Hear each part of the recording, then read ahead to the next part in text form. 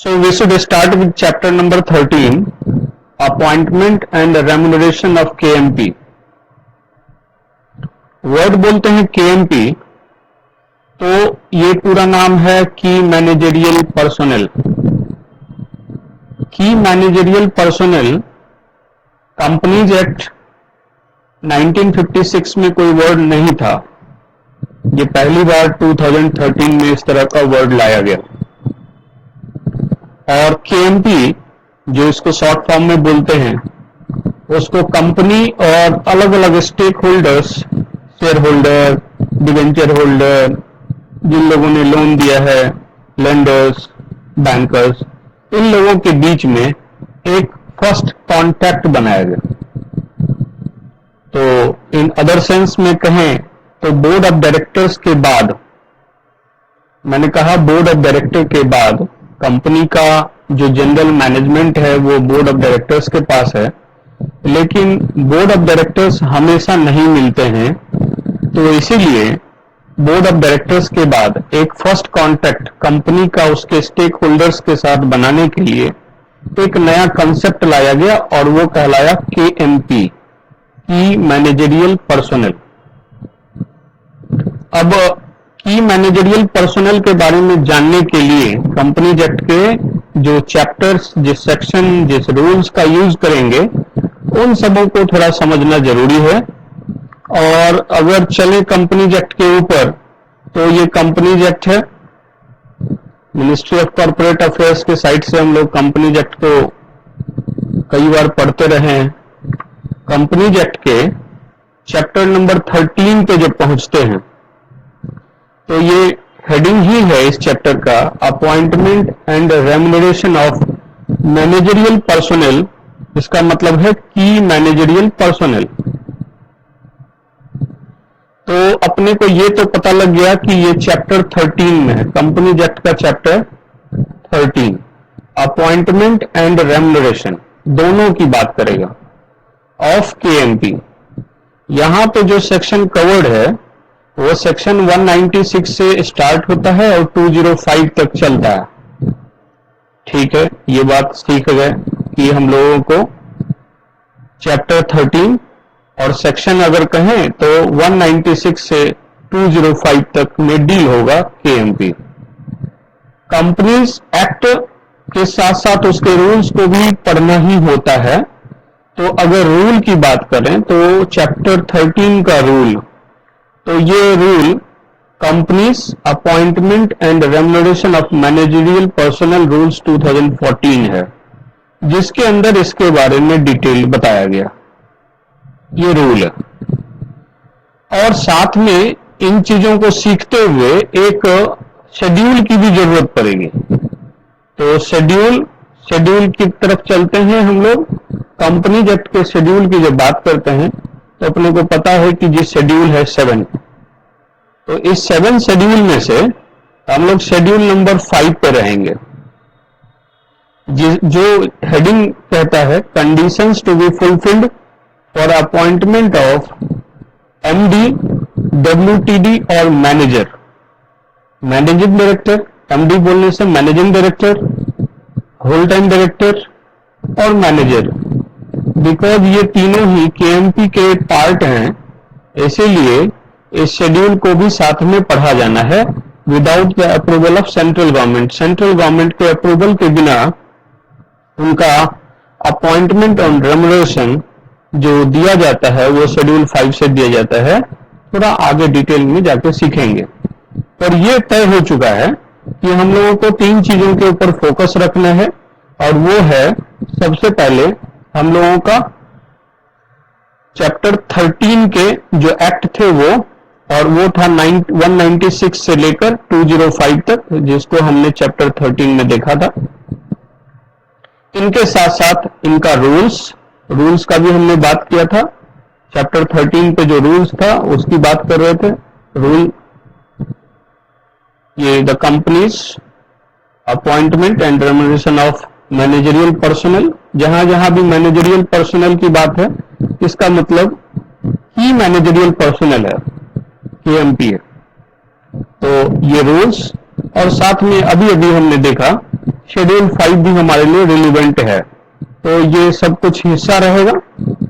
अब अपने चैप्टर पे आ जाते हैं। चैप्टर हम लोगों का लीगल फ्रेमवर्क समझने की कोशिश कर रहे थे, समझ चुके हैं। अब अनडाउटफुली अपन कह सकते हैं कि जब केएमपी के बारे में जानना हो तो कंपनीज एक्ट के चैप्टर 13 में जाइए और वहां पे हम लोगों को जिन जिन सेक्शंस से सीखना होगा वो सेक्शन होगा 196 से लेकर 205। साथ में उसको पढ़िए रूल्स के साथ, companies appointment and remuneration of managerial personal rules. और मैंने साथ में ऐड कर दिया था, कहा था कि साथ में शेड्यूल 5 भी पढ़ना होगा। डेफिनेशन है केएमपी का। सेक्शन 2 सबसेक्शन 51 कहता है कि कौन कौन केएमपी कहलाता है, किसको केएमपी डिफाइन किया गया है कंपनीज एक्ट में। इन पूरे को याद करने के लिए थोड़ा सा डिफरेंट तरीका मैं बता रहा हूं, उसको ध्यान रखना। पहले सबसे पहले कोशिश करेंगे 3 सेट ऑफ पर्सन्स में रखेंगे और +1 करेंगे। तो सबसे पहला जो सेट होगा वो 1 और 2 दोनों को ज्वाइन करके होगा। 1 और 2 में जिन जिन लोगों की बात है उसको मैं पहले एक बार आपको बता देता हूं। देखिए गौर से, 3 लोगों के ऊपर फोकस है, एमडी, डब्ल्यूटीडी और मैनेजर। इनको अलग ही रखना। तो एमडी, डब्ल्यूटीडी, मैनेजर और साथ में सीईओ। तो अब अगर इन चारों को मिलाकर एक सेट बना दें तो हम लोग कहेंगे MD, WTD, manager and CEO. ये और बात है कि अगर आपको एग्जाम में डेफिनेशन लिखने का मौका मिलेगा, डेफिनेशन, तो आप इस तरीके से अलग अलग पॉइंट कर दीजिएगा। आप डब्ल्यूटीडी को पॉइंट नंबर 2 पे रखिएगा। तो ये है पहले सेट ऑफ लोग, first set of persons, MD, WTD, manager and CEO. और दूसरे सेट में हमारे पास कंपनी सेक्रेटरी हैं और इसके बाद एक और सेट है, वो है सीएफओ। इन 3 सेट के ऊपर ध्यान याद रखना है क्योंकि ये इसी तरीके से हम लोग बाद में जाकर यूज करेंगे। लेकिन डेफिनेशन में एक और भी सेट जोड़ा गया है, इसीलिए +1 करके याद रखना है। ये +1 है। +1 में हमको एक सेट और बताया गया है कि आपको याद रखना है, और वो कौन लोग हैं? ये कहा गया है, सच officer not more than 1 level below the directors. Board of directors से नीचे जो एक लेवल है उसको कहते हैं डिपार्टमेंटल हेड्स। तो अगर कोई पर्सन कंपनी में होल टाइम एम्प्लॉयमेंट के अंदर है और डिपार्टमेंट का हेड है, जिसको बोर्ड ऑफ डायरेक्टर्स ने केएमपी के रूप में अपॉइंट किया है, डेजिग्नेट किया है, उस सेट को भी हम लोगों को इसके साथ जोड़ देना है। और फाइनली किसी और ऑफिसर्स जो बाद में प्रेस्क्राइब्ड किया जाएगा, अभी ये इरिलेवेंट है, आप इसको हटा सकते हैं, इसकी जरूरत नहीं है। तो मैंने आपको 3 सेट बताया, उस सेट को ध्यान रखना है। वापस रिपीट करते हैं, MD, WTD, manager and CEO first set है।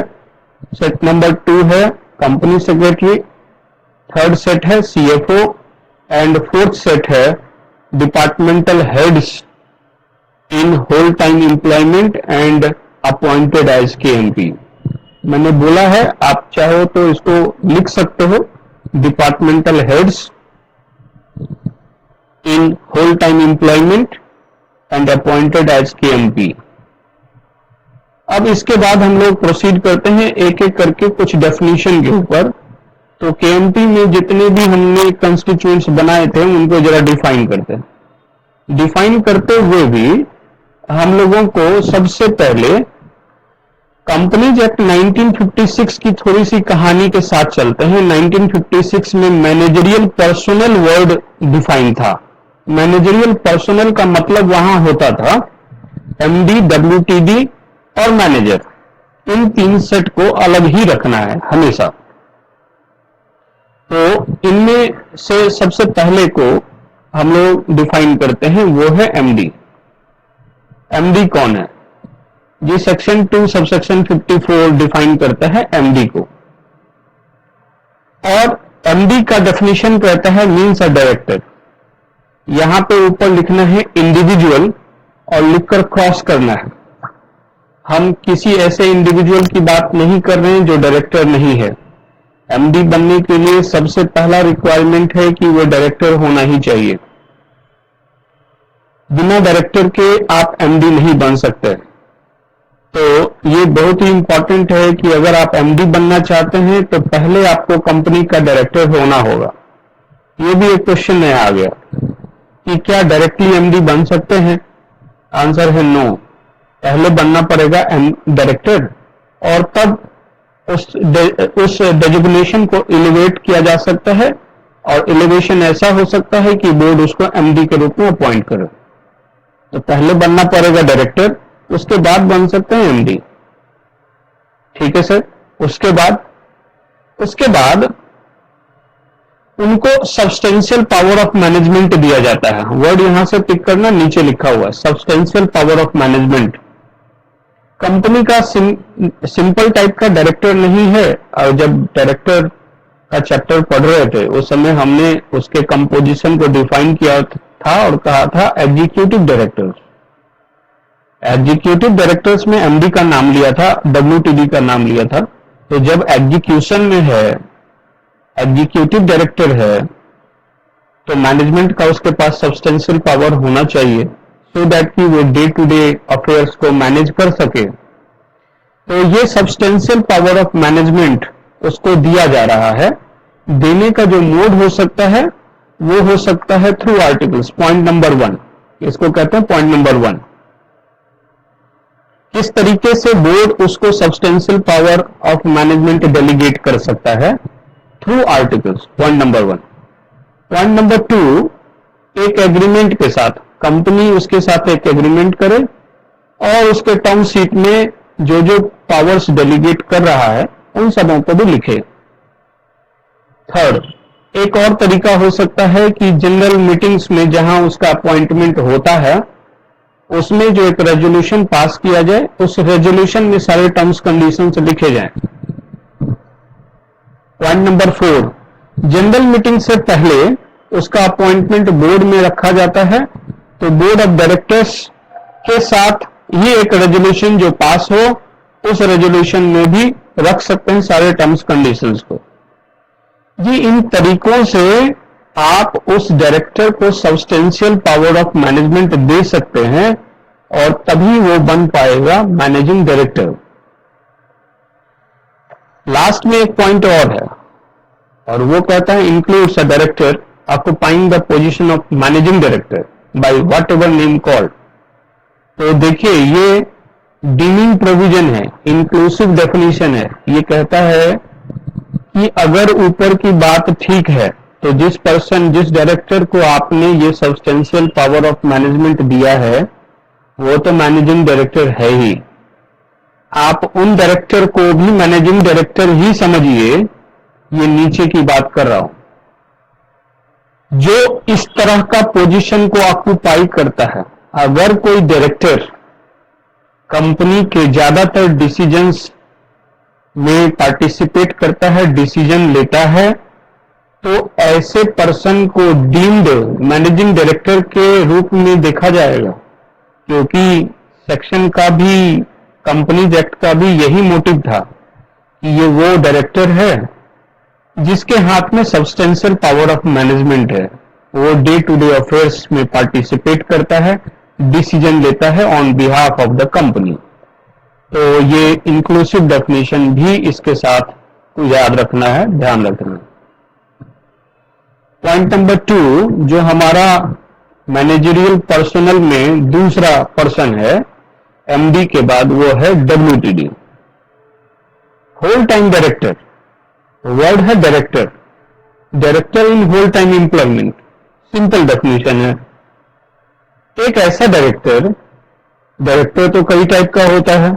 एग्जीक्यूटिव डायरेक्टर होता है, नॉन एग्जीक्यूटिव डायरेक्टर होता है, इंडिपेंडेंट डायरेक्टर होता है, कई तरह के डायरेक्टर हैं।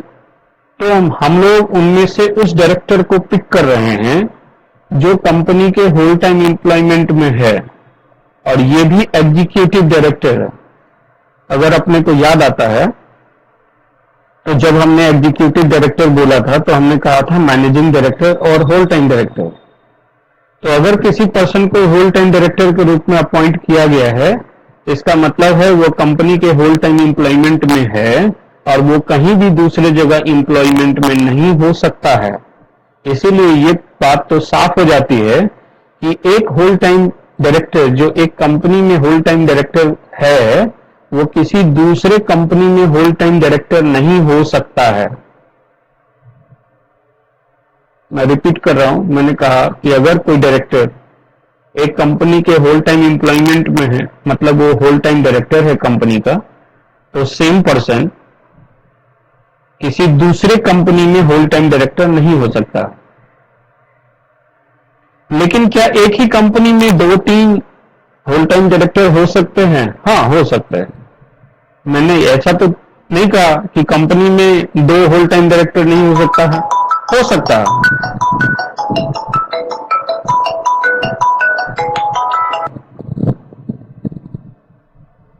हम लोगों ने कहा कि एक पर्सन 2 कंपनियों में होल टाइम डायरेक्टर नहीं हो सकता है। लॉजिकल है, अगर आप एक जगह पे फुल टाइम काम कर रहे हो तो एक ही साथ 2 जगह पे फुल टाइम कैसे काम कर सकते हो?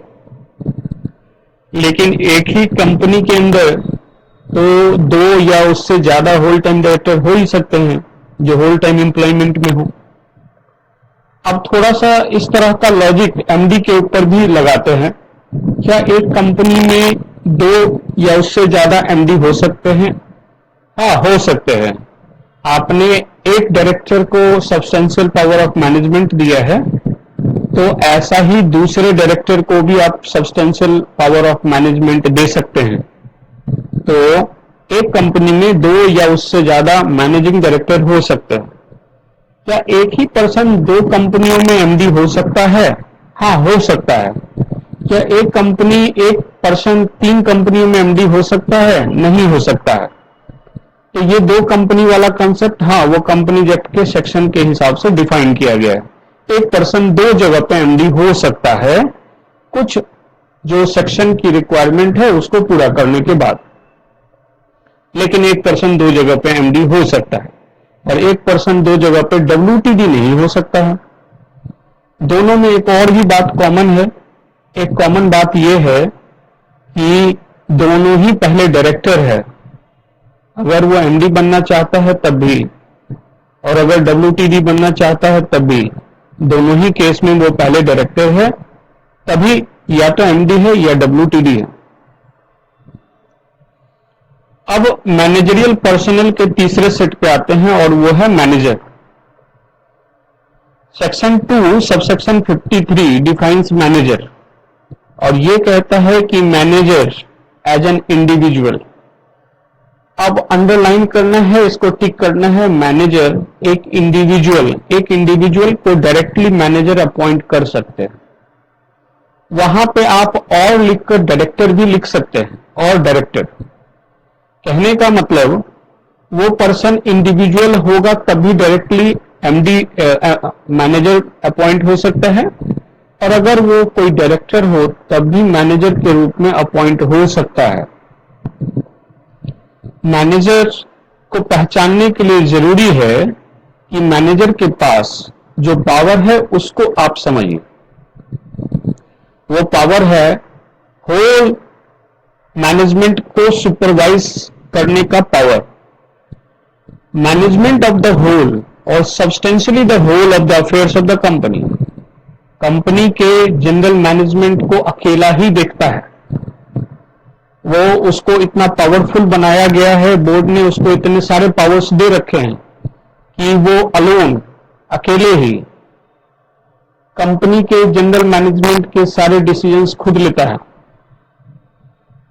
अब ये बात भी इंपॉर्टेंट है कि इंक्लूड्स अ डायरेक्टर। मैंने ऊपर ही कवर किया, मैंने कहा कि कोई पर्सन इंडिविजुअल कैपेसिटी में डायरेक्टली मैनेजर अपॉइंट हो सकता है, या पहले वो डायरेक्टर भी हो सकता है और उसके बाद मैनेजर के रूप में अपॉइंट हो सकता है। जो हमने उसको होल ऑफ द मैनेजमेंट का पावर दिया है, उसको कंट्रोल करने के लिए, उसको सुपरवाइज करने के लिए सिर्फ बोर्ड ऑफ डायरेक्टर्स है।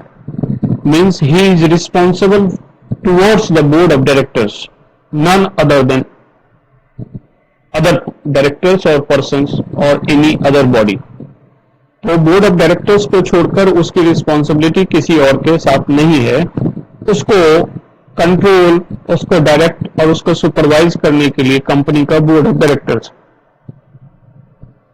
लास्ट में एक लाइन लिखी गई है, whether under a contract of service और नॉट। उसके साथ एक कॉन्ट्रैक्ट, सर्विस कॉन्ट्रैक्ट हो भी सकता है और नहीं भी हो सकता है, इन बातों से फर्क नहीं पड़ता है। लेकिन अगर उसके पास होल ऑफ द मैनेजमेंट का पावर है तो वो मैनेजर है। इसको मैं कई बार मैनेजर भी बोलता हूं। और आगे जाकर हम लोग ये भी सीखेंगे कि जिस कंपनी में द मैनेजर या मैनेजर ऑलरेडी है, उस कंपनी में मैनेजिंग डायरेक्टर की कोई जरूरत नहीं होती है, मतलब होता ही नहीं है।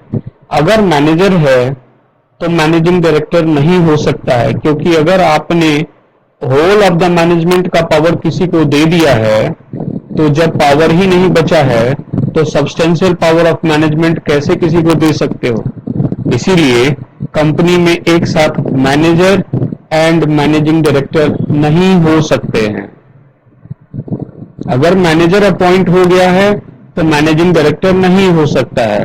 होल टाइम डायरेक्टर हो सकता है, वो डायरेक्टर होल टाइम एम्प्लॉयमेंट में होता है। लेकिन मैनेजर अगर अपॉइंट है तो मैनेजिंग डायरेक्टर नहीं हो सकता। अलग अलग कॉम्बिनेशंस मैंने तुमको समझा दिया है कि अगर मैनेजर है तो मैनेजिंग डायरेक्टर नहीं हो सकता है। अगर सिर्फ मैनेजिंग डायरेक्टर है तो 2, 3, 4 अलग अलग मैनेजिंग डायरेक्टर हो सकते हैं। हो सकता है कि एक प्लांट को देखने के लिए, कंपनी के एक यूनिट को देखने के लिए एक एमडी, दूसरे यूनिट को सुपरवाइज करने के लिए दूसरा एमडी, तीसरे यूनिट को देखने के लिए तीसरा एमडी हो सकता है। एमडी के साथ साथ डब्ल्यूटीडी भी हो सकता है। डब्ल्यूटीडी एक ही जगह पे डब्ल्यूटीडी हो सकता है, दूसरी जगह नहीं हो सकता है। एमडी एक जगह पे एमडी हो सकता है, दूसरी जगह भी हो सकता है, सब्जेक्ट टू कंपनीज एक्ट के जो प्रोविजंस है उसके हिसाब से, बट तीसरी जगह नहीं हो सकता है। इन सारी बातों को ध्यान रखना है। मैनेजर होने के लिए इंडिविजुअल भी हो सकते हैं और डायरेक्टर भी हो सकते हैं, बट एमडी और डब्ल्यूटीडी होने के लिए पहले डायरेक्टर होना जरूरी है। तो इन सबों को आपने फर्स्ट सेट में रखा था। मैनेजरियल पर्सनल में डिफाइन किया था managing director, whole time director और मैनेजर। अब फाइनली हमारे पास जो सेट में और भी लोग हैं उनको भी थोड़ा डिफाइन करने की जरूरत थी। एक उसमें सीईओ था। फर्स्ट सेट में ही हमने 4 लोगों का नाम लिया था ऊपर ही, सेक्शन 2 सब सेक्शन 51 को डिफाइन करते हुए। तो हमने एमडी, डब्ल्यूटीडी और मैनेजर के साथ साथ सीईओ भी बोला था। और फिर अपने को डिफाइन करना होगा सीएफओ भी और कंपनी सेक्रेटरी भी। तो इन सबों के डेफिनेशन को भी थोड़ा देख लेते हैं। सीईओ सेक्शन 2 सब सेक्शन 18 में है और सीएफओ सेक्शन 2 सब सेक्शन 19 पे है। ये लोग कंपनी के ऑफिसर होते हैं। इससे ज्यादा इनके बारे में कुछ कहने की जरूरत नहीं। उनका डेजिग्नेशन बोर्ड में सीईओ या सीएफओ के रूप में दिया जाता है। इनके अपॉइंटमेंट से रिलेटेड प्रोविजंस को हम लोग आगे जाकर सीखेंगे। अब थर्ड सेट, एक और सेट था, वो था कंपनी सेक्रेटरी का। कंपनीज एक्ट 1956 में भी ये इसी तरीके से डिफाइन था, सिर्फ सेक्शन बदल गया। तो अब कंपनी सेक्रेटरी कंपनीज एक्ट 2013 में जिस सेक्शन में है वो सेक्शन 2 सब सेक्शन 24 में है और डेफिनेशन अभी भी सेम है। बिकॉज कंपनी सेक्रेटरीज का अपना मदर एक्ट है, कंपनी सेक्रेटरीज एक्ट 1980, और उसमें वो ऑलरेडी डिफाइन है सेक्शन 21C में। तो जैसा वहां पे डिफाइन है उसको वैसा ही समझा जाना चाहिए। उसी तरीके से कंपनी एक्ट 2013 में भी समझा जाएगा। और सिर्फ आगे की लाइन को सीख लीजिए, who is appointed by the company to perform the functions of company secretaries.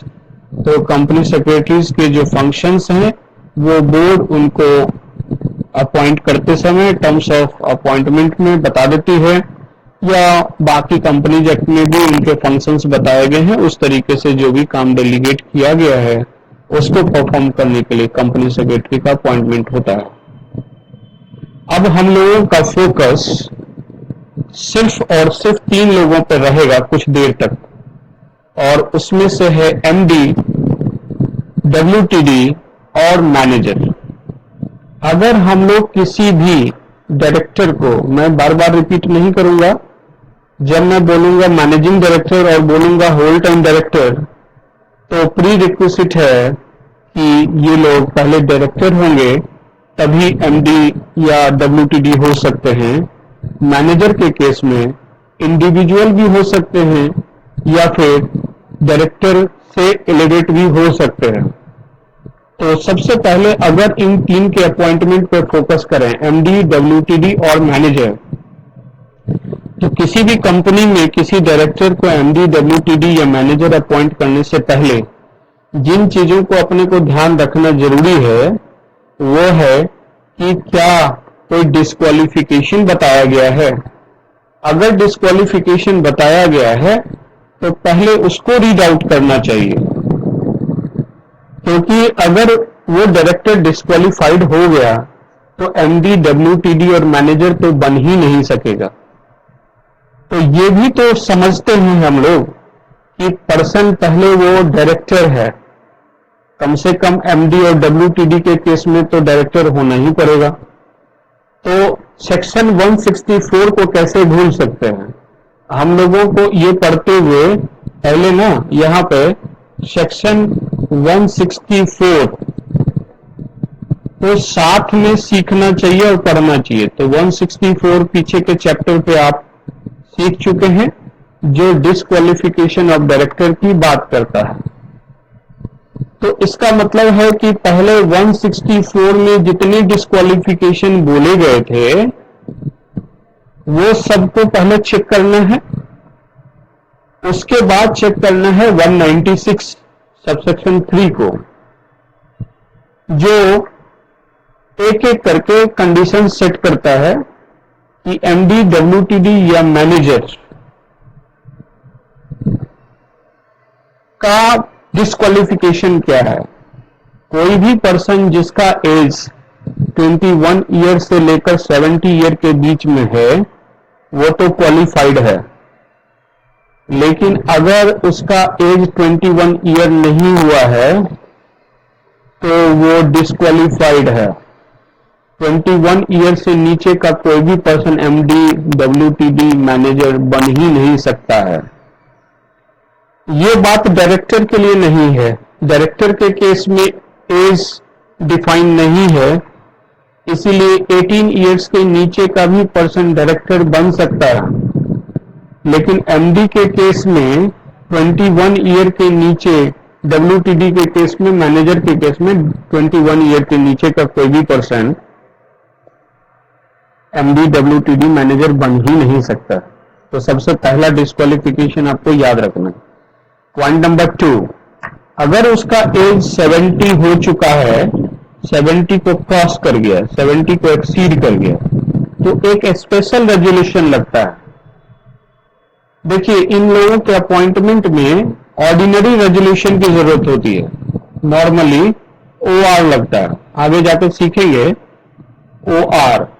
लेकिन बिकॉज उसका एज 70 क्रॉस कर गया है, तो ये नहीं मैं कह रहा हूं कि वो पूरी तरीके से डिस्क्वालिफाइड है, वो सब्जेक्ट टू सर्टेन कंडीशन है। कंडीशन ये है कि उसको जनरल मीटिंग में एसआर से ही पास किया जा सकता है, और अगर सर एसआर नहीं हो पाया तो देखो एक दूसरा और भी तरीका बोलता हूं। अगर ओआर पास हुआ है और उसका एज 70 को क्रॉस कर चुका है, ओआर पास करने के बाद सेंट्रल गवर्नमेंट को तुम MR2 में बोलो, बताओ, और अगर वो अप्रूवल देते हैं तभी बन सकते हो। सेंट्रल गवर्नमेंट अप्रूवल आप याद रख लीजिए। इस पर्टिकुलर सेक्शन के ऊपर अगर कहीं भी डिस्क्वालिफाइड होते हैं तो सेंट्रल गवर्नमेंट CG को भागते हुए जाइए और उनसे अप्रूवल लेकर आइए। सीजी MR2 एक फॉर्म है, सीजी को एप्लीकेशन दिया जाता है। MR2 इस पूरे सेक्शन में कहीं भी डिस्क्वालीफाइड हैं और फिर भी एमडी, डब्ल्यूटीडी और मैनेजर के रूप में कंपनी आपको अपॉइंट करना चाहती है, तो सबसे पहले कंपनी का काम है MR2 अप्लाई करे सेंट्रल गवर्नमेंट को, और अगर वो परमिट करें तो आप बन सकते हैं एमडी, डब्ल्यूटीडी और manager in spite of this disqualification. तो पहला डिस्क्वालिफिकेशन आपने सीख लिया। सेकंड है इंसॉल्वेंट। अगर या तो कोर्ट ने आपको इंसॉल्वेंट डिक्लेयर कर दिया है या आपका कोई एप्लीकेशन ऑलरेडी पेंडिंग है, इन दोनों ही केस में आप डिस्क्वालिफाइड हैं। अगर आपने क्रेडिटर के साथ कभी कंप्रोमाइज किया है या क्रेडिटर ने आपको पेमेंट सस्पेंड कर दिया हो, छोड़ दिया हो, आप उनके साथ कंप्रोमाइज भी करते हैं तब भी, और अगर आपका पेमेंट क्रेडिटर ने सस्पेंड कर दिया हो तब भी, इन बोथ केसेस आप ना डिस्क्वालिफाइड है। इसके अलावा अगर कभी भी कोर्ट ने 6 मंथ से ज्यादा, वर्ड बोल रहा हूं ध्यान रखना, मोर देन 6 मंथ से ज्यादा का इम्प्रिजनमेंट दिया, कन्विक्ट किया है, तो इस केस में भी डिस्क्वालिफाइड है।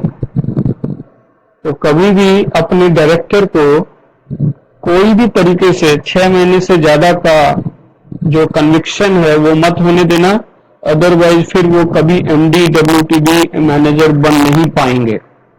अदरवाइज तुमको सीजी का अप्रूवल के लिए जाना पड़ेगा, वो भी बहुत मुश्किल होगा सीजी को ये बताना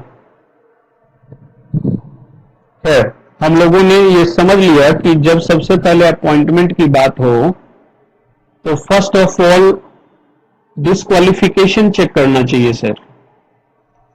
और बिकॉज इसमें से जो भी हमारे एमडी, डब्ल्यूटीडी हैं और समटाइम्स मैनेजर भी, बिकॉज वो पहले डायरेक्टर हैं, इसलिए सेक्शन 164 को पहले चेक करना होगा कि 164 में तो डिस्क्वालिफाइड नहीं है, और तब उसके बाद 196 सबसेक्शन 3 भी चेक करना होगा, ये एडिशनल डिस्क्वालिफिकेशन है। तो 21 ईयर के नीचे नहीं हो, 70 के ऊपर हो तो एसआर पास हो, अगर ये कंडीशन सेटिस्फाई नहीं होता हो तो ओआर पास करने के बाद सेंट्रल गवर्नमेंट का अप्रूवल लिया जाए MR2 फाइल करके, कोई इंसॉल्वेंसी का एप्लीकेशन पेंडिंग नहीं हो या कोर्ट ने उसको इंसॉल्वेंट नहीं डिक्लेयर कर दिया हो, कभी अपने क्रेडिटर के साथ कंपोजिशन या कंप्रोमाइज करने की पोजीशन ना आ गई हो, कोर्ट ने कभी 6 मंथ से ज्यादा का, मोर देन 6 मंथ है तो आप 6 मंथ तक को इससे डिस्क्वालिफिकेशन में नहीं कवर करेंगे, याद रखना। मोर देन 6 मंथ है, वेरी पर्टिकुलर होना है। तो और मैंने फाइनली ये कहा कि अगर डिस्क्वालिफाइड हो ही और फिर भी कंपनी तुमको अपॉइंट करना चाहती है तो कंपनी को सेंट्रल गवर्नमेंट से परमिशन लेना होगा। एक फॉर्म है MR2। MR2 मैं दिखाऊंगा थोड़ी देर में, ये MR2 हम लोगों को सेंट्रल गवर्नमेंट को एप्लीकेशन, इस पूरे चैप्टर में मैं सिर्फ 2 ही फॉर्म आपको दिखाऊंगा। एक है रिटर्न, जो एमडी, डब्ल्यूटीडी के अपॉइंटमेंट पर रिटर्न फाइल करना होता है, MR1 return of appointment of managerial personal, और दूसरा MR2 जो सेंट्रल गवर्नमेंट को अप्लाई किया जाता है इन केस ऑफ डिस्क्वालिफिकेशन, या फिर कभी भी हम लोग जो अपॉइंटमेंट का कोई कंडीशन ब्रीच कर रहे होते हैं शेड्यूल 5 में, तब जाकर हम लोगों को फाइल करना होता है। खैर अभी हम लोग फॉर द टाइमिंग फोकस है हमारा 196 सबसेक्शन 3 के ऊपर, तो ये सीख चुके हैं। सर हम लोग कहीं भी डिस्क्वालिफाइड नहीं है, हमारा डायरेक्टर डिस्क्वालिफाइड नहीं है, ना तो 164 में ना ही 196 में, तो ठीक है ना, अब उसका अपॉइंटमेंट कर लो। तो ये 2 हिस्से में डिवाइडेड है, एक है अपॉइंटमेंट और दूसरा है रेम्यूनरेशन। अपॉइंटमेंट एंड रेम्यूनरेशन, ये 2 अपॉइंटमेंट के लिए सेक्शन 196 पढ़ते हैं और जब रेम्यूनरेशन की बात होती है तो सेक्शन 197 पढ़ते हैं। और इन सबों के ऊपर शेड्यूल 5 को सीखना होता है, क्योंकि ये दोनों ही सेक्शन हमको शेड्यूल 5 को रेफर करता है। तो मैंने कहा सेक्शन 196, सेक्शन 197 एंड शेड्यूल 5। फिर से रिपीट कर रहा हूं, सेक्शन 196 अपॉइंटमेंट, सेक्शन 197 रेम्युनरेशन, और साथ में शेड्यूल 5। शेड्यूल 5 हम लोगों को दोनों ही बातों के बारे में बताएगा, अपॉइंटमेंट और रेम्युनरेशन के कंडीशंस को बताएगा, और उन्हीं को एक्चुअली फॉलो करना होगा, क्योंकि सेक्शन ज्यादा कुछ बातें नहीं बोलता है, ये सिर्फ बाउंड्री सेट करता है और रेफर कर देता है कि आप शेड्यूल में जाइए, शेड्यूल के कंडीशंस को फॉलो कीजिए, और शेड्यूल के कंडीशंस के हिसाब से ही अपॉइंटमेंट या फिर रेम्युनरेशन का पेमेंट होता है। ठीक है, तो अगर अभी अपॉइंटमेंट, मैं बार बार रिपीट कर रहा हूं, अभी हम लोग सिर्फ एमडी, डब्ल्यूटीडी और मैनेजर की बात कर रहे हैं, तो 196 में है, अपॉइंटमेंट की बात कर रहे हैं। तो सबसे पहली लाइन जो बताई गई है 196 में, कि कोई भी कंपनी किसी भी समय में एमडी और मैनेजर दोनों एक साथ अपॉइंट नहीं करेगी। सीख चुके हैं सर, इसमें कोई नई बात नहीं है, पहले शुरुआत में सीख चुके हैं। एक कंपनी में द मैनेजर और मैनेजिंग डायरेक्टर एक साथ नहीं रहेंगे। ठीक है, टर्म्स ऑफ अपॉइंटमेंट, अपॉइंट करोगे तो टर्म्स भी बताना होगा कि कितने समय के लिए। तो याद रखना, इन तीनों का टर्म फिक्स है, 5 इयर्स के लिए एक साथ अपॉइंटमेंट होता है। कितने सालों के लिए? 5 इयर्स के लिए फिक्स्ड टर्म मिलता है, 5 साल का। उसके बाद क्या सर वो रीअपॉइंट हो सकते हैं? हाँ, रीअपॉइंट हो सकते हैं, लेकिन रीअपॉइंटमेंट हम लोग बैक डेट से भी करते हैं, मतलब पहले ही उनका टर्म्स एक्सपायर होने से पहले। अगर आज 2020 चल रहा है और किसी पर्सन को अपॉइंट करें एज अ डायरेक्टर, एमडी के रूप में अपॉइंट करें उसको, तो उसका टर्म 2025 में एक्सपायर होगा ऑब्वियसली, और रीअपॉइंटमेंट हम लोग कर सकते हैं 2024 में ही रीअपॉइंटमेंट कर सकते हैं। क्या उससे पहले भी कर सकते हैं? नहीं, उससे पहले नहीं कर सकते। No reappointment shall be made earlier than 1 year before the expiry of term. Term उनका एक्सपायर कर रहा था 2025 में, तो हम लोग 1 साल पहले तक ही रीअपॉइंटमेंट का हम लोग रेजोल्यूशन शेयर होल्डर्स के सामने रख सकते हैं, और उससे पहले नहीं। ऐसा नहीं कि आज अपॉइंटमेंट किया और अगले साल हमने रीअपॉइंटमेंट भी करने के लिए रेजोल्यूशन पास करा दिया कि फिर 5 इयर्स के लिए 2025 से लेके 2030 तक के लिए हम उनको रीअपॉइंट करना चाहते हैं। जी नहीं, पॉसिबल नहीं। ठीक है, नेक्स्ट, अब इनका अपॉइंटमेंट के लिए क्या तरीका है? Appointment of MD, WTD, managers. देखो, अब मैं तुमको तरीका बताता हूं। तरीके में सबसे पहले क्या करना है कि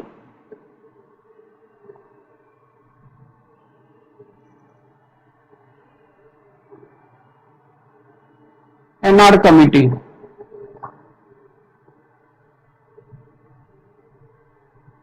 will recommend to board,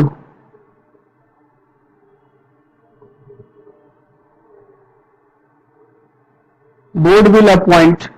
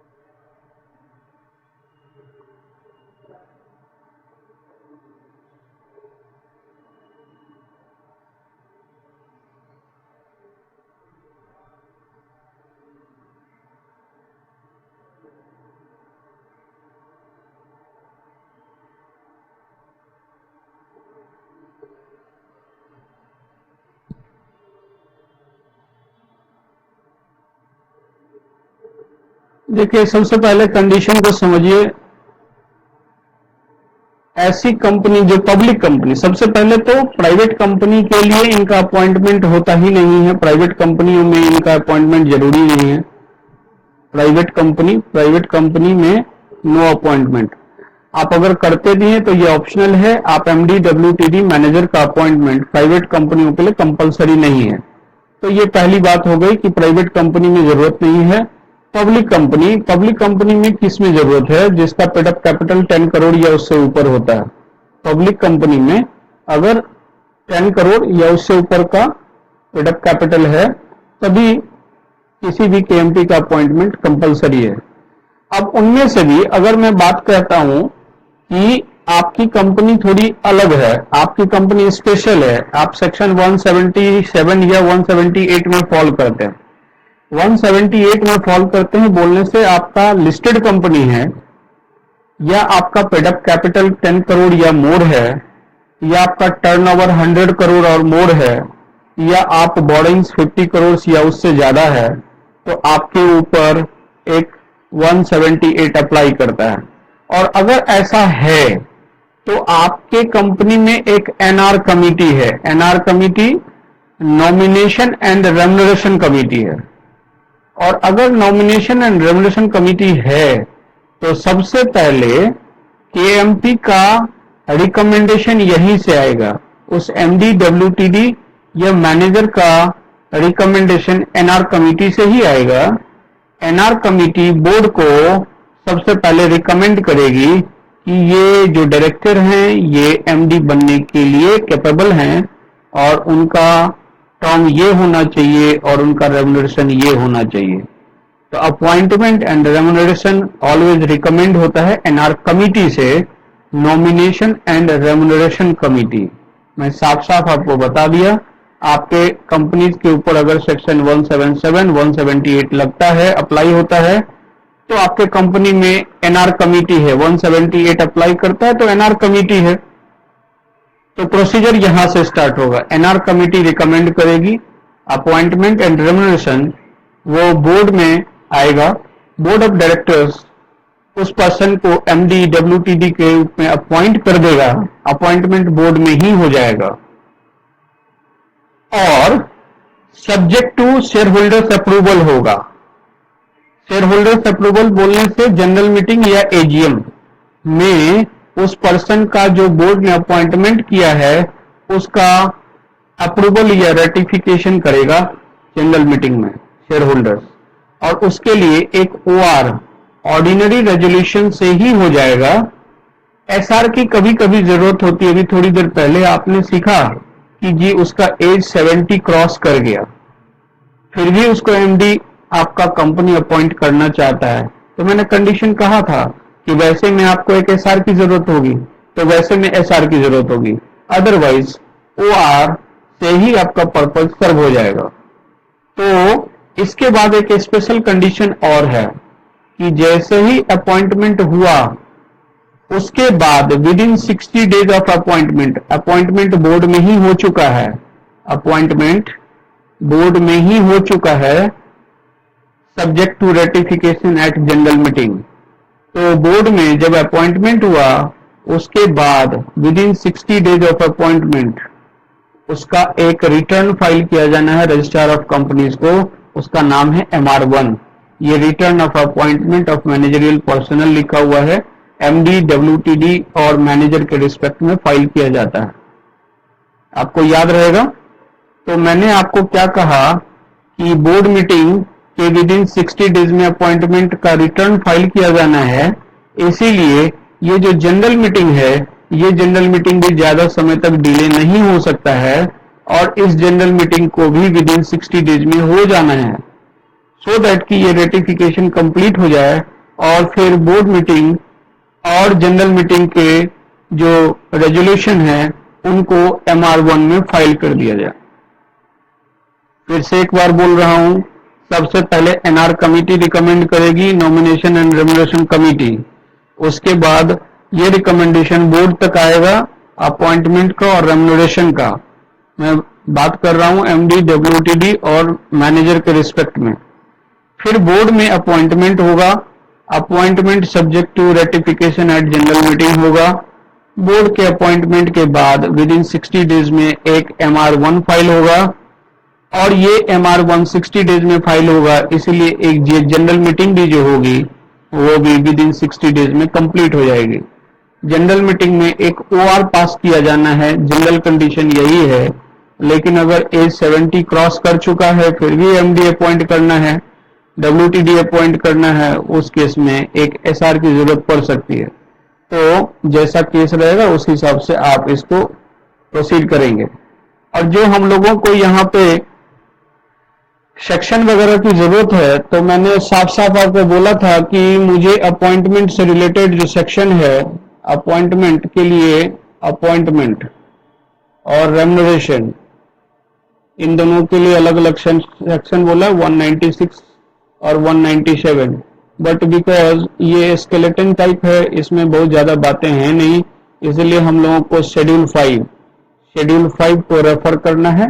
schedule 5 में ही conditions of appointment and remuneration बताया गया है। तो अपने को इन 3 बातों के ऊपर ध्यान रखना है। यही हमारा जो लॉ के हिसाब से पेरिफेरी है, सेक्शंस याद रखना है। 196, 197 रूल्स आपको बताया था, appointment and remuneration of managerial personal rules, तो उसको ध्यान रखना है, और शेड्यूल 5 को याद रखना है। तो आइए हम लोग वापस लौटते हैं 196 पे। कह रहे थे अपॉइंटमेंट।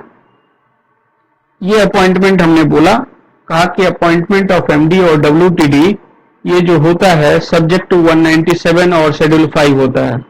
तो 197 में रेम्युनरेशन है, बताया ही था, और दोनों के जनरल कंडीशन शेड्यूल 5 में दिए गए हैं, वो भी आपको बता दिया।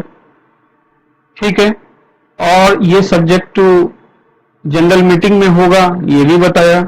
जनरल मीटिंग में OR पास होगा, ये भी बताया। और अगर शेड्यूल 5 के जो कंडीशंस ऑफ अपॉइंटमेंट है उसको आप मीट नहीं कर पाएंगे, उस समय में अगर कोई वेरिएशन रहेगा तो सेंट्रल गवर्नमेंट के अप्रूवल की जरूरत होगी, और अप्रूवल के लिए फॉर्म में बता ही चुका है MR2। तो MR2 की जरूरत मुझे कब कब पड़ती है? मुझे 2 टाइम में पड़ती है। या तो डिस्क्वालिफिकेशन में है, 196 के सबसेक्शन 3 में फॉल कर गए, फिर भी अपॉइंट करना है, MR2 फाइल कीजिए। या शेड्यूल 5 के कंडीशंस को मीट नहीं कर पा रहे हैं अपॉइंटमेंट से रिलेटेड, तब भी अप्रूवल लेने के लिए MR2 फाइल कीजिए। तो सर अब समझ गए सारी बात। तो अब देखो ये रिटर्न की बात हो चुकी है, मैं वापस इसको रिपीट नहीं करना चाहता, हम लोग बात कर चुके हैं कि बोर्ड में ही अपॉइंटमेंट हो जाता है और उसके विद इन 60 डेज में रिटर्न फाइल किया जाता है MR1। मैंने फिर से आपको याद दिलाना है कि अपॉइंटमेंट बोर्ड में ही हो गया था, and it is subject to ratification at the general meeting.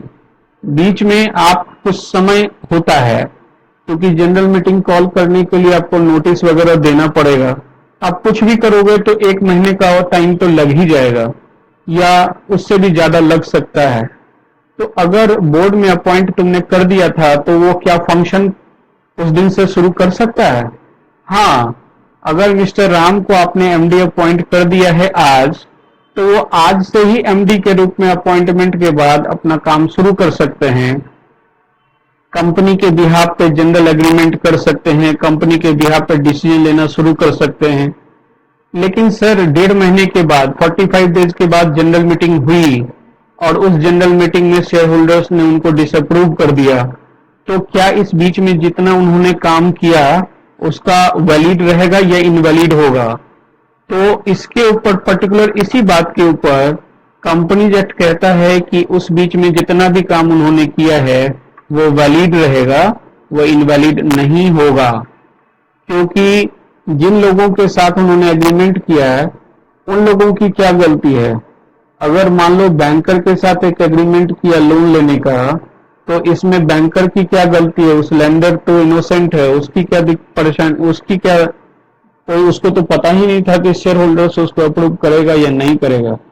तो अगर आप उन सारे एक्ट को इनवैलिड कर देंगे तो ये तो इनोसेंट पार्टी के साथ उसको परेशानी में डाल सकता है। तो इसीलिए लॉ कहता है कि जो कुछ भी एमडी ने किया अपॉइंटमेंट के बाद वो इनवैलिड नहीं होगा। आप इसको सिंपल वर्ड्स में लिखिए, वैलिड रहेगा।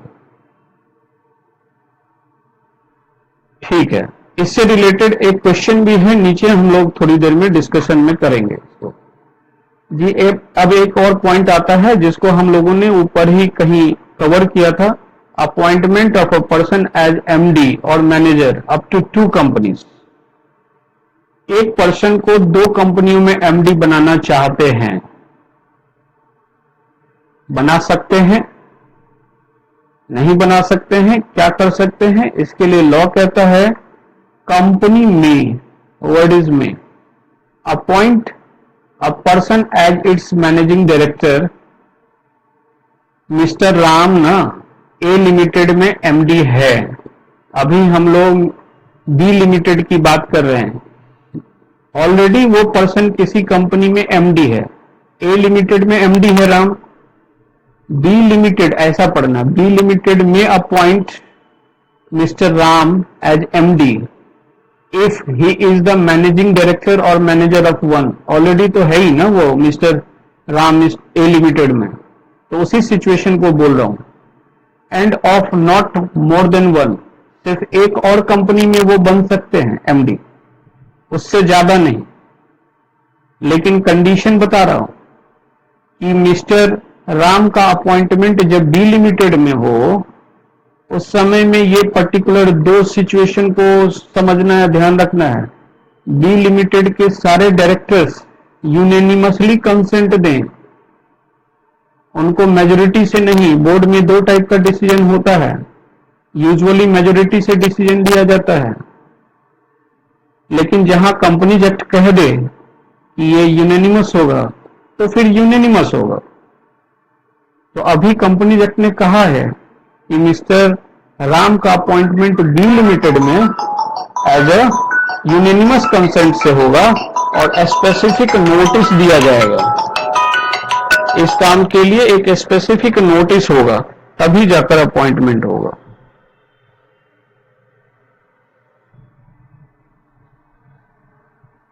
तो ये 2 स्पेशल कंडीशन को अगर बी लिमिटेड फुलफिल करे तो मिस्टर राम को उस कंपनी में एमडी के रूप में अपॉइंट किया जा सकता है।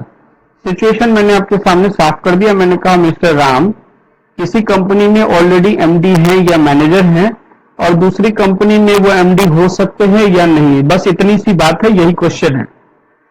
हो सकते हैं सिर्फ एक कंपनी में और वो एमडी हो सकते हैं, बस पहली बात ये है। पॉइंट नंबर 2, जिस कंपनी में वो एमडी बनेंगे उस कंपनी का बोर्ड जो रेजोल्यूशन पास करेगा बोर्ड में वो यूनेनिमस होगा और उसके लिए एक स्पेसिफिक नोटिस दी जाएगी to all directors in India. उस कंपनी के बोर्ड के सारे डायरेक्टर्स को वो नोटिस, स्पेसिफिक नोटिस उस मीटिंग की दी जाएगी। ठीक है सर। अब जरा इस पर्टिकुलर सिचुएशन को पढ़ते हैं। कोई एग्जाम का क्वेश्चन आया था ऑन 4 सितंबर 2018। डेट याद रखना, Varun appointed as MD a particular एक आस्था लिमिटेड। डायरेक्टर्स उनका appointment subject to approval of members at the next general meeting किया है। ऑन 10 सितंबर अपॉइंटमेंट 4 को हुआ है। 10 सितंबर Varun in capacity of MD executed an agreement. उसने एक पर्टिकुलर पर्सन के साथ for the purchase of some machines एक एग्रीमेंट किया है। ऑन 3 अक्टूबर ऑलमोस्ट 1 महीने के बाद शेयर होल्डर्स ने उनका अपॉइंटमेंट को डिसअप्रूव कर दिया और कंपनी रिफ्यूज कर गई वो जो एग्रीमेंट हुआ था उसको एग्जीक्यूट करने से। Is refusal of company valid? मैंने ऊपर ही आपको बताया था कि नहीं, ऐसा नहीं हो सकता है। Acts done before approval shall not be invalid, वो वैलिड है। ठीक है ना। तो हम लोग सेक्शन 196 में अपॉइंटमेंट के कंडीशंस को, टर्म्स को समझ रहे थे और तभी हमने कहा कि 196 ये क्लैरिफाई करता है कि जो भी उसने किया है बोर्ड में अपॉइंटमेंट के बाद और शेयर होल्डर्स के अप्रूवल तक में वो सब कुछ वैलिड है, इनवैलिड नहीं होगा।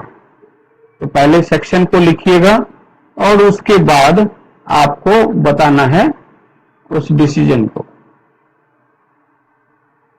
मैंने शुरुआत में ही आपको कई बार 2-3 बार बता दिया कि अपॉइंटमेंट का सेक्शन है 196, रेम्यूनरेशन का सेक्शन है 197, लेकिन इन दोनों में कुछ बेसिक सिर्फ बातें बताई गई है कंडीशन, और जो कंडीशन रेफर किया गया है वो है शेड्यूल 5। तो शेड्यूल 5 का जो पार्ट 1 है, शेड्यूल 5, एक बार कंपनीज एक्ट को थोड़ा ओपन करते हुए शेड्यूल देख लेते हैं। आपको ये देखो, कंपनी एक्ट का शेड्यूल है, शेड्यूल 5।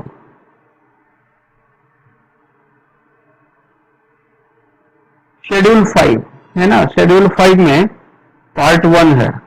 पार्ट 1 कहता है conditions to be fulfilled for appointment of MD, WTD और manager without the approval of central government. अगर आप इन सारे कंडीशंस को फुलफिल कर देते हैं तो सेंट्रल गवर्नमेंट से MR2 में अप्रूवल लेने की जरूरत नहीं है। और पार्ट 1 सिर्फ अपॉइंटमेंट की बात कर रहा है, अपॉइंटमेंट। तो ये अपॉइंटमेंट और रेम्यूनरेशन दोनों को अलग अलग रखना। पहले हम अपॉइंटमेंट के कंडीशंस सेट कर रहे हैं, कह रहे हैं कि अगर आप ये कंडीशंस को फुलफिल करेंगे तो आप अपॉइंटमेंट हो पाएगा।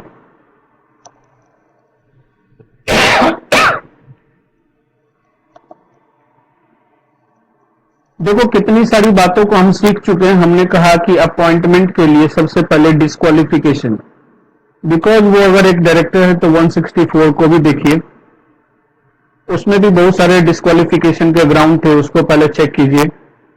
फिर उसके बाद 196 के सबसेक्शन 3 में कुछ ग्राउंड मिला था, उसको भी चेक कीजिए। और फाइनली अभी शेड्यूल 5 पे भी हमारे पास बहुत सारा ग्राउंड है जिनको हमारे को चेक करना है।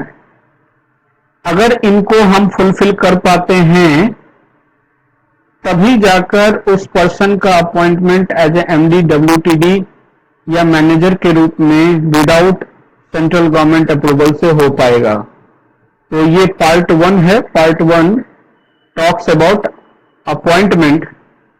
पार्ट 2 फिर उसके बाद आएगा, वो है रेम्यूनरेशन। 196 को रेफर करता है पार्ट 1। 196 अपॉइंटमेंट से रिलेटेड है और 197 रेम्यूनरेशन से रिलेटेड है, जिसको पार्ट 2 में बताया गया है। ये कंडीशन सब 197 को रेफर करता है, मतलब अपॉइंटमेंट के बाद रेम्यूनरेशन जो होगा उसके कंडीशंस की बात करता है पार्ट 2। और फिर कुछ अलग से जनरल कंडीशंस है पार्ट 3 में, पार्ट 4 में। ये सब कुछ हमारा शेड्यूल है, शेड्यूल 5। तो इन्हीं को आपको ध्यान रखना होता है। तो अब आ जाते हैं हम लोग और बात करते हैं कि हमारा शेड्यूल 5 का पार्ट 1। ऑब्वियसली हमने कहा कि अपॉइंटमेंट से रिलेटेड कंडीशंस आप बताओगे, तो कुछ नहीं, ये सारे एक्ट को पहले तो याद रखना। इसमें 19 एक्ट बोला गया है, ये पूरा अपडेटेड है। जितना भी बीच में अमेंडमेंट वगैरह हुआ उन सबों को कंटेन करता है। अब इसमें क्या बताया गया सर, इन एक्ट को याद तो रख लेंगे। देखो इसमें बोला गया है कि आप इनमें से किसी भी एक्ट में उस पर्सन की बात कर रहा हूं जो एमडी, डब्ल्यूटीडी या मैनेजर के रूप में अपॉइंट करना चाहते हो, he had not been sentenced to imprisonment for any period। एक दिन के लिए भी imprisonment नहीं होना चाहिए, या फिर उसको 1000 से ज्यादा का फाइन। एक्सीडिंग वर्ड है, 1000 तक की बात नहीं कर रहा हूं मैं, बात कर रहा हूं एक्सीडिंग 1000 रुपीज। इस किसी भी सेक्शन, किसी भी एक्ट में उसको कन्विक्ट नहीं किया गया है। ये 19 एक्ट की लिस्ट दे दिया है। एक दिन का भी इम्प्रिजनमेंट या 1000 रुपए से ज्यादा का फाइन इनमें से किसी भी एक्ट में नहीं होना चाहिए। पॉइंट नंबर 2, ये ए था। पॉइंट बी, 4 कंडीशन है। पॉइंट बी, एक और एक्ट बोल रहा हूं, conservation of foreign exchange and prevention of smuggling act. Shortcut में इसको कोफे पोसा कहते हैं, उसमें आपका डिटेंशन नहीं किया गया हो। डिटेंड कर लेना, अगर कोर्ट के ऑर्डर से डिटेंड कर लिया गया है तो ये डिटेंशन के बाद भी आप डिस्क्वालिफाइड हो जाएंगे, तो आपका डिटेंशन नहीं हुआ हो। पॉइंट नंबर सी पीछे पढ़ चुके थे 196 सबसेक्शन 3 में, एज 21 ईयर के नीचे नहीं हो और 70 को क्रॉस नहीं करना चाहिए। 70 को क्रॉस करने पे एसआर पास करना होगा। और पॉइंट नंबर डी, वो इंडियन रेसिडेंट होना चाहिए, नहीं है तभी हम लोगों को MR2 फाइल करना है। इनमें से कोई भी कंडीशन अगर मीट नहीं करते तो MR2 फाइल करना होगा सेंट्रल गवर्नमेंट को, और अगर मीट करते तो सेंट्रल गवर्नमेंट तक जाने की जरूरत ही नहीं है। तो आपको बेसिकली ये सब याद रखना है अपॉइंटमेंट से रिलेटेड।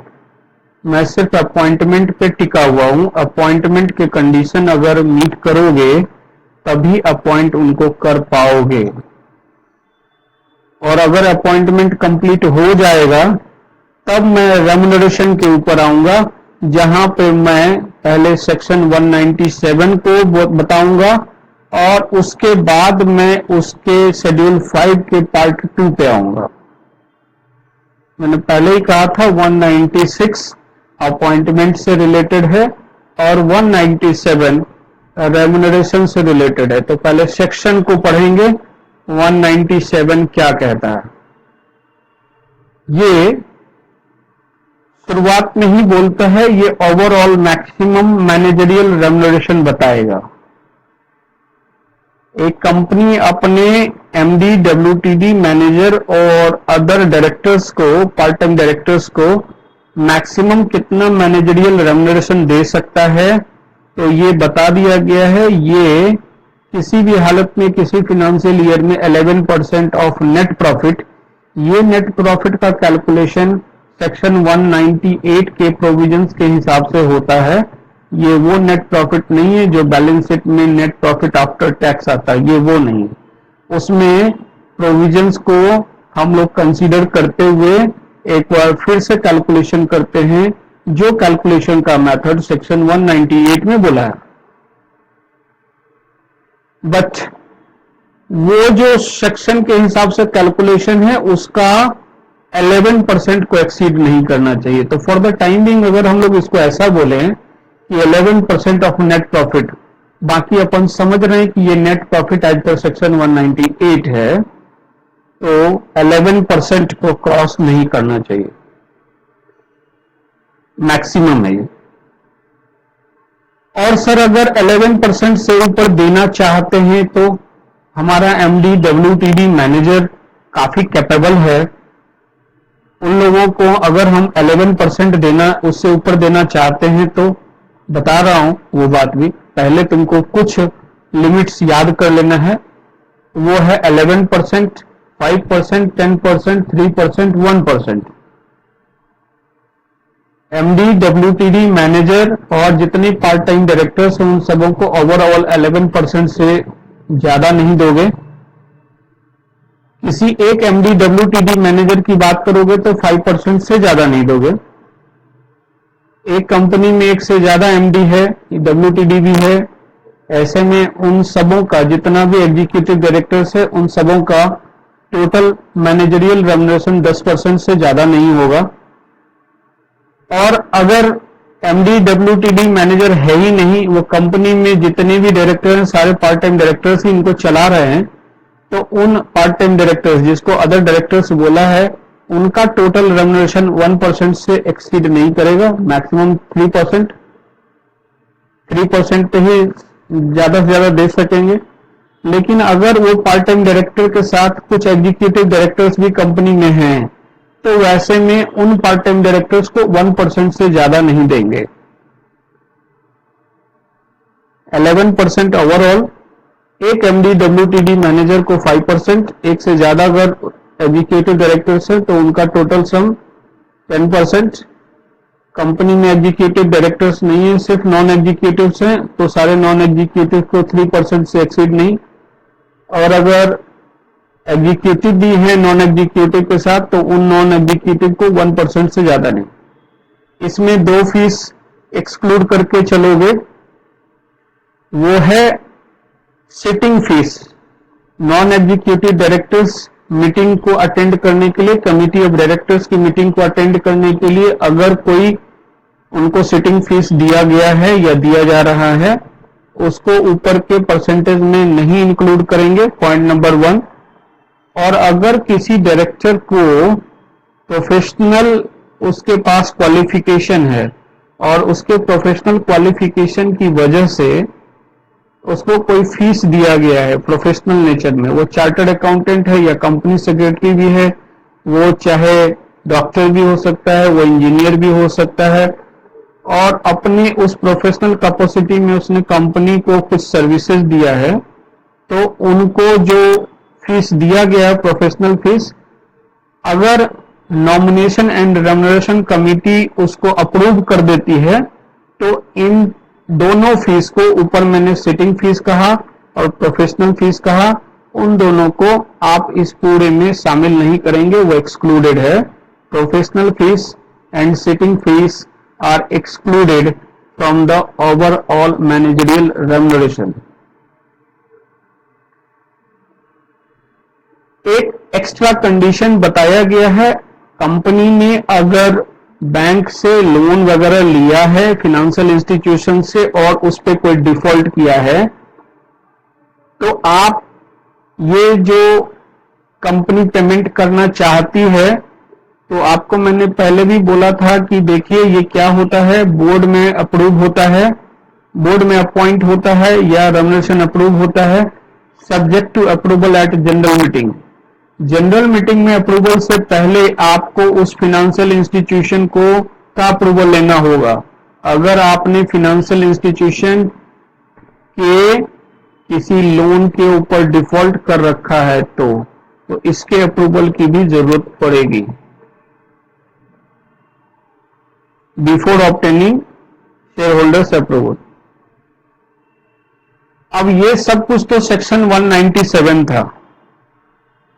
हमने कहा कि 197 में तो एक स्केलेटन बताया है, लेकिन जो उसके कंडीशंस हैं वो तो डिटेल्ड में डिस्क्राइब है शेड्यूल में, शेड्यूल 5 में।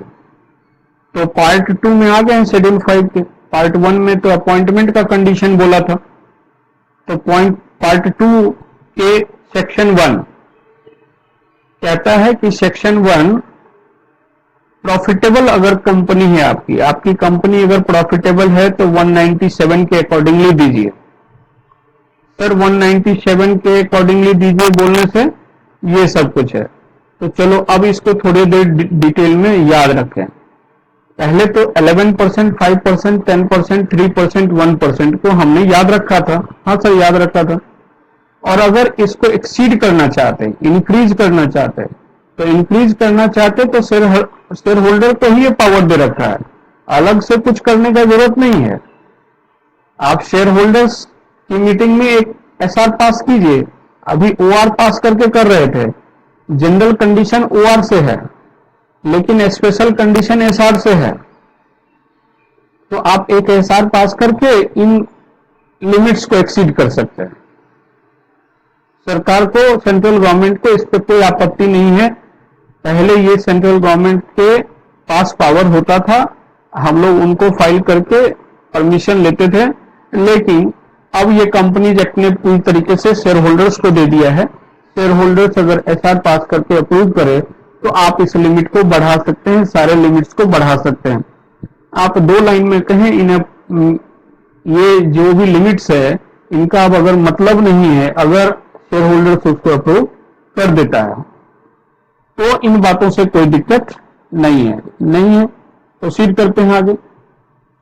अब हम लोग चलते हैं पार्ट 2 में। शेड्यूल में चल रहे थे, शेड्यूल का पार्ट 1 हमारा अपॉइंटमेंट से रिलेटेड था और पार्ट 2 पे आ गया। तो पार्ट 2 ने हमारे को सिखा दिया कि अगर कंपनी प्रॉफिटेबल है तो 197 के हिसाब से दे सकते थे, छोटा सा लाइन बोला था 11%, 10%, 5%, 3%, 1%, और if it wants to exceed, ask the SR।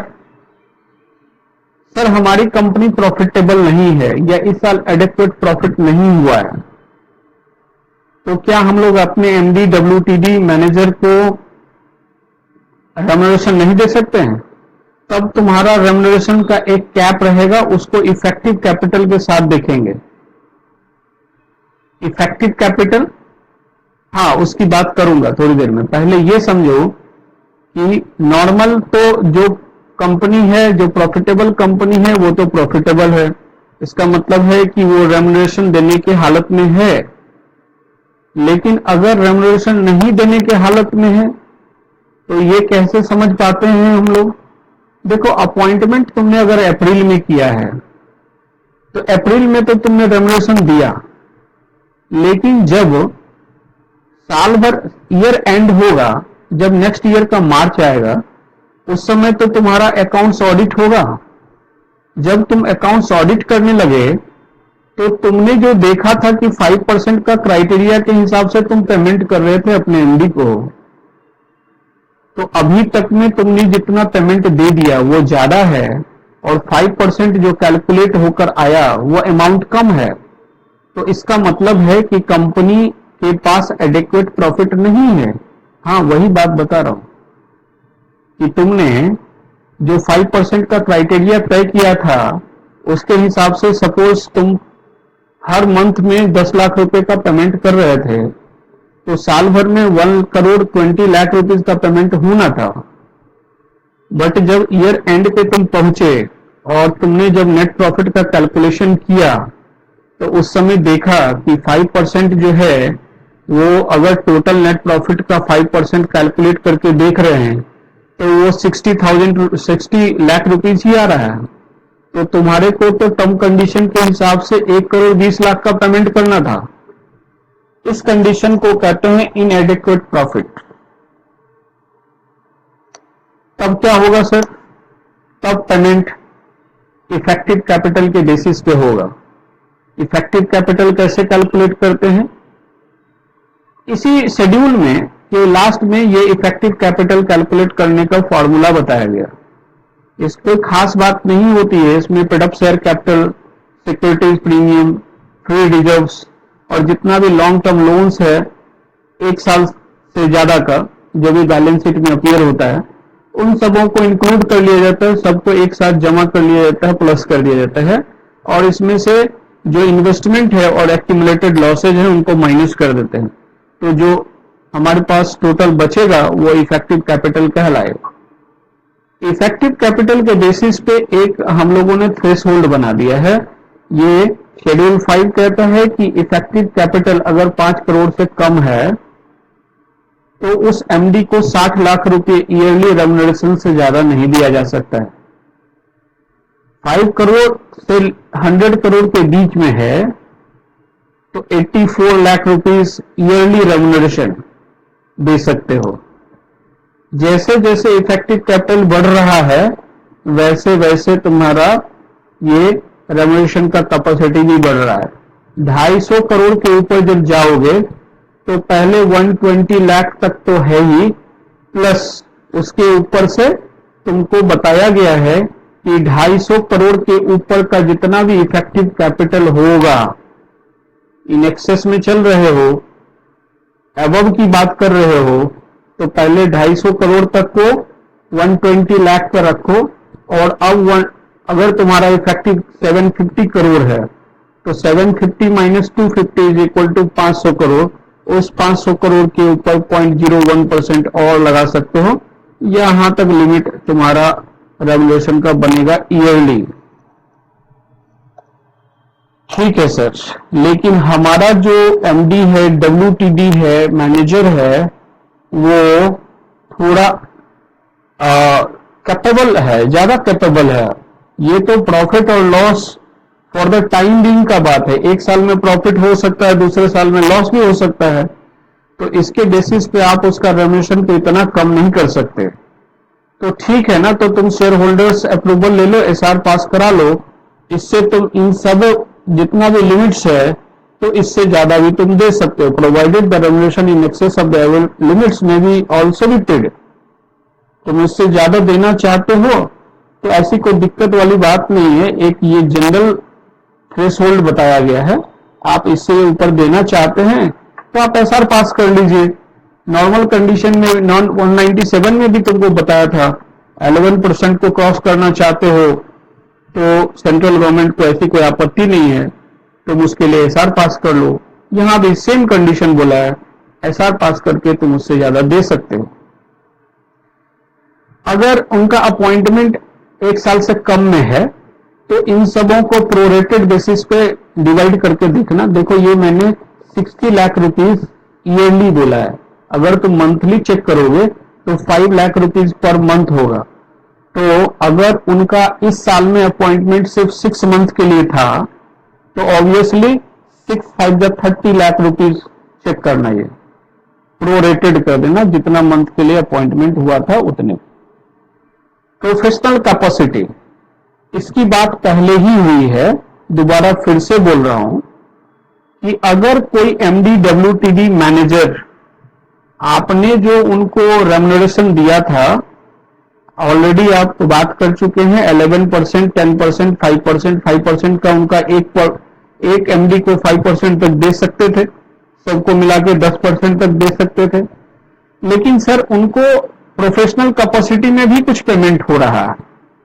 तो देखो अगर प्रोफेशनल कैपेसिटी में कुछ पेमेंट हो रहा है और वो कंपनी के साथ कहीं भी रिलेटेड नहीं है, कंपनी के होल्डिंग कंपनी सब्सिडियरी वगैरह के साथ रिलेटेड नहीं है, और एनआर कमिटी बोलने से नॉमिनेशन एंड रेम्युनरेशन कमिटी को ऐसा लगता है कि वो जो जिस तरह का एडवाइस कंपनी को दे रहे हैं या प्रोफेशनल कैपेसिटी में, वो उनका क्वालिफिकेशन, रिक्विजिट क्वालिफिकेशन रखते हैं। सपोज उन्होंने इंजीनियर्स की कैपेसिटी में कंपनी को एक एडवाइस दिया है, ये सर्टिफिकेट दिया है, तो उनके पास वो इंजीनियर का सर्टिफिकेट पहले होना चाहिए और वो स्पेशलाइज्ड नॉलेज रखते हैं। ये सब कुछ कंपनी का एनआर कमिटी तय करेगा कि हाँ उन्होंने रिक्विजिट क्वालिफिकेशन रखा है, एक्सपर्टाइज रखते हैं, और तभी उन्होंने ये कुछ एडवाइस या प्रोफेशनल फीस उनको पेमेंट किया गया है। तो ये कुछ किया जा सकता है उनको पेमेंट। और मैंने कहा था कि इनको प्रोफेशनल फीस को और सिटिंग फीस को जो ओवरऑल रेम्युनरेशन है उससे बाहर रखना है। तो ये सिंपली आपको चीजों को डिस्कस कर चुके थे, टोटल को दोबारा से फिर आया है। अगर किसी डायरेक्टर के पास ये नीचे का लाइन भी आप ध्यान रखेंगे, provided at any employ of the company holding shares not exceeding 0.5% of product capital under ESOP और अदरवाइज बाई क्वालिफिकेशन शेयर्स, तो उनको हम लोग कंपनी के साथ कोई इंटरेस्ट नहीं मानेंगे।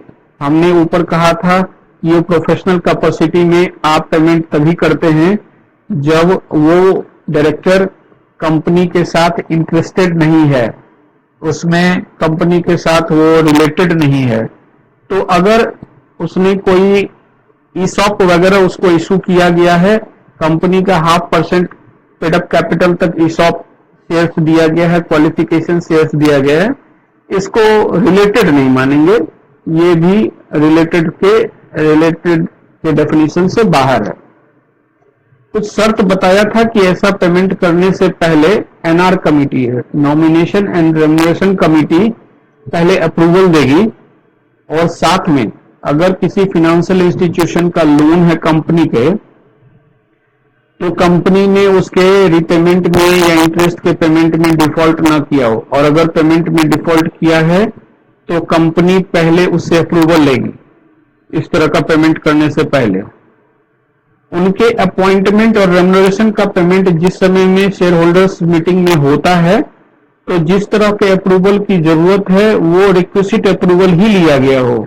अलग अलग कंडीशन में आपने देखा कि नॉर्मल कंडीशन में OR लगता है, लेकिन जहां जहां भी थ्रेश होल्ड को हम लोग एक्सीड कर रहे थे, हमने कहा कि 11% से ज्यादा देना है, 5% से ज्यादा देना है, तो आपको मैंने बोला था कि शेयर होल्डर्स मीटिंग में एसआर पास कर लो, तो वो एसआर ही पास किया गया है। और अब वेरी वेरी इंपॉर्टेंट लाइन पे मैं एक बार आपको रोकता हूं। अपॉइंटमेंट का जो टर्म्स है वो 5 इयर्स का होता है स्ट्रेट अवे, लेकिन जो रेम्युनरेशन का जो टर्म होता है, रेम्युनरेशन आप 3 साल से ज्यादा के लिए एक बार में तय नहीं कर सकते। तो ये ध्यान रखना कि जब अपॉइंटमेंट करोगे तो अपॉइंटमेंट 5 इयर्स के लिए कर सकते हो, लेकिन रेम्युनरेशन जब दोगे तो 3 साल का एक साथ दे सकते हो।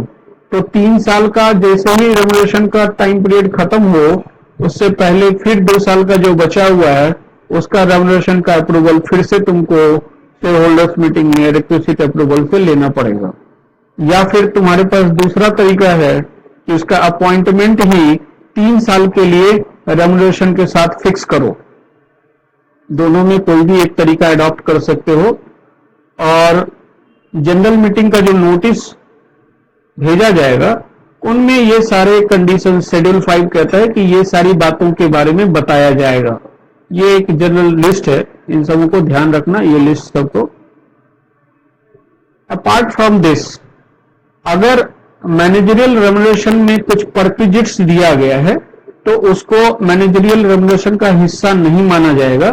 जैसे पीएफ का कंट्रीब्यूशन है, सुपर एनुएशन का है, एन्युटी फंड है, ग्रेचुटी है, लीव इनकैशमेंट है, इन सबों को जो हमने मैनेजरियल रेम्युनरेशन तय किया है उन सबों से अलग रखना है। ये उसके अंदर नहीं शामिल होगा, इंक्लूडेड नहीं।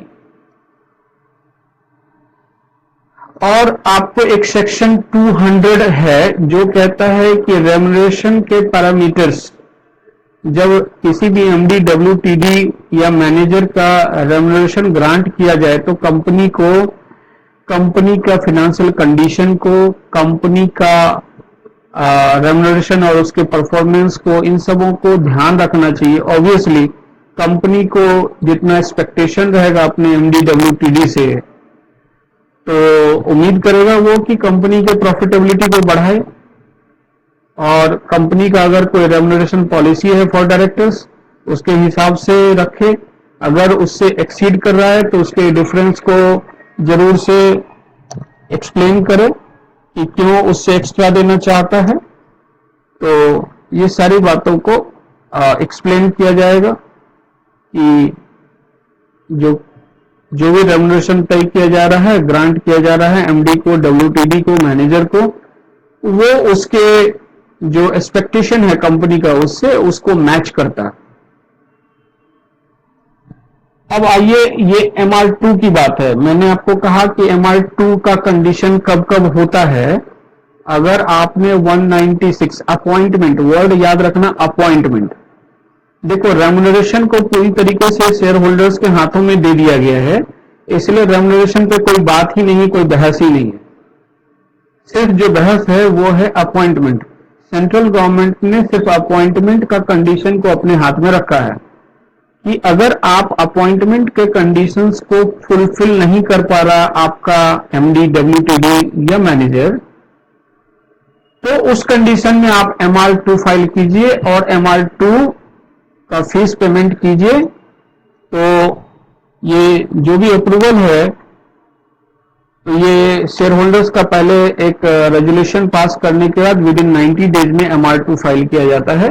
और इस तरीके से अगर सेंट्रल गवर्नमेंट उसको अप्रूव कर दे, हम लोग सेंट्रल गवर्नमेंट को जस्टिफाई करते हैं कि क्यों उनके इस सारे डिस्क्वालिफिकेशन होने के बावजूद उसको हमारे अपॉइंटमेंट के लिए हमारा बोर्ड या शेयर होल्डर्स उसको अप्रोप्रिएट कैंडिडेट समझता है और आप क्यों वेव ऑफ कर दें। तो ये सारा आप बात लिखेंगे, सेंट्रल गवर्नमेंट को अप्लाई करेंगे। सेंट्रल गवर्नमेंट को अगर लगता है ठीक है तो उनको वेव ऑफ कर सकती है, तभी आप उस पर्टिकुलर पर्सन का अपॉइंटमेंट एज एमडी कर सकते हैं इन स्पाइट ऑफ डिस्क्वालिफिकेशन।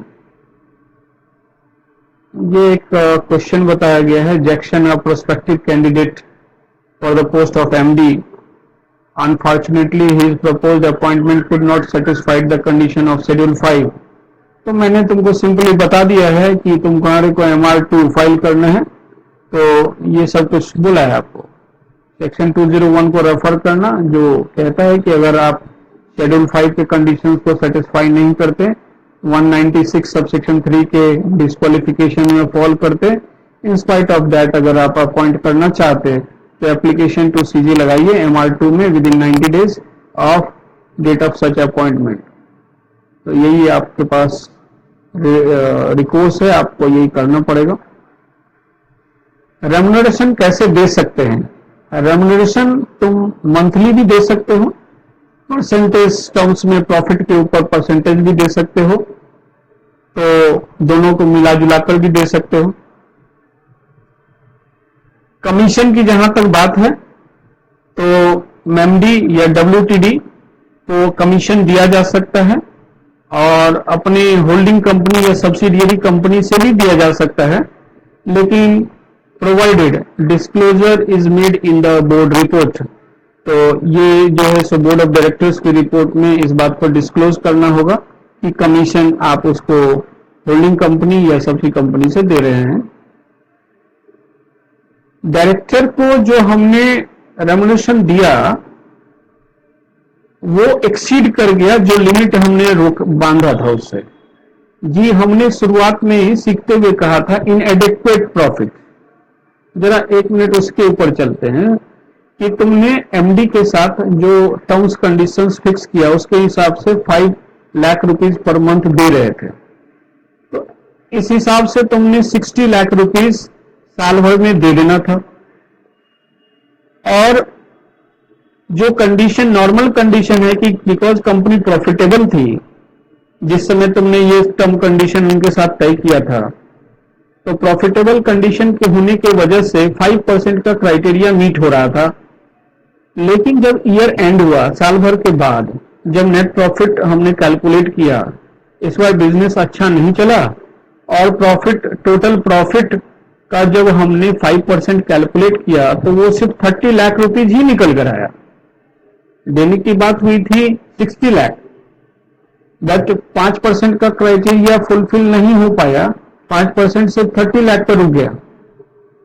तो अब तो जो कंडीशन है वो कह रहा है कि इनएडिक्वेट प्रॉफिट, अब उसके हिसाब से तुम्हारे को शेड्यूल ने जो बोला है कि इफेक्टिव कैपिटल उसके हिसाब से तुम पेमेंट करो। ये सब कुछ हमारे को पहले ही सजेस्ट किया था शेड्यूल ने इफेक्टिव कैपिटल कि बिकॉज शुरुआत तो हमने किया था प्रॉफिटेबल कंपनी में, बट अपने को पता नहीं कि समय कैसा निकलेगा और ईयर एंड पे जाके प्रॉफिट कैसा हुआ, तो इनएडिक्वेट प्रॉफिट हो गया।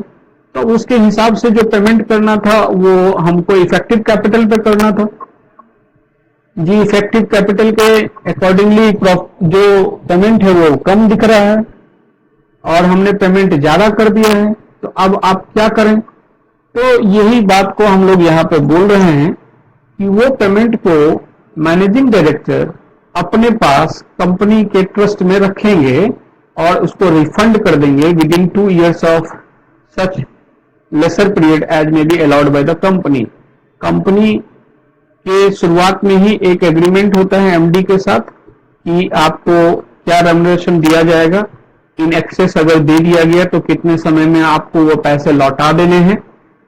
मैक्सिमम 2 साल तक का टाइम दिया जा सकता है ये पैसे लौटा देने हैं, और अगर उससे ज्यादा का परमिशन देना है तो वो फिर शेयर होल्डर्स मीटिंग में एसआर पास करके दिया जा सकता है। लेकिन किसी भी हालत में ये जो पैसा है उसको वेव ऑफ नहीं कर सकती है company, shall not wave the recovery. ये इंपॉर्टेंट लाइन है, ध्यान रखना कि वेव ऑफ नहीं कर सकते। हाँ, अगर वो तत्काल फॉर द टाइमिंग देने के हालत में नहीं है तो एसआर पास करके शेयर होल्डर्स उसके 2 साल के टर्म पीरियड को बढ़ा जरूर सकती है, बट उससे ज्यादा नहीं। और ये अगर एक कंडीशन शुरू से ही चल रहा है कि आप कोई भी तरह का एक फेवर दे रहे हो, तो अगर कंपनी ने फाइनेंशियल इंस्टीट्यूशन या बैंक का जो लोन वगैरह लिया है उसमें कोई डिफॉल्ट किया है तो prior approval of that financial institution लेना है। तो अगर आप, मैंने कहा कि 2 साल के टर्म पीरियड को एक्सीड करना चाहते हो और अभी हालत ये है कि कंपनी ने जो लोन लिया था वो लोन में कहीं डिफॉल्ट किया है तो ऑब्वियसली आपको वो अप्रूवल, प्रायर अप्रूवल पहले बैंक का लेना है, फाइनेंशियल इंस्टीट्यूशन का लेना है, तभी शेयर होल्डर ये एसआर पास कर सकता है। प्रोफेशनल नेचर की बात हमने पहले किया, remuneration in other capacity. In other capacity में मैंने आपको कहा कि अगर प्रोफेशनल नेचर में कोई पेमेंट आप एमडी डब्ल्यूटीडी मैनेजर को दे रहे हैं तो आपको याद रखना है कि ये नॉमिनेशन एंड रेम्युनरेशन कमेटी है जो पहले इसको रिकमेंड करेगी। अगर वो रिकमेंड करेगी तभी इस तरह का आप पेमेंट कर सकते हैं। सिटिंग फीस, जितने भी अदर डायरेक्टर्स हैं, पार्ट टाइम डायरेक्टर्स हैं, नॉन एग्जीक्यूटिव डायरेक्टर्स हैं, उनको हम लोग मीटिंग अटेंड करने के लिए सिटिंग फीस देते हैं।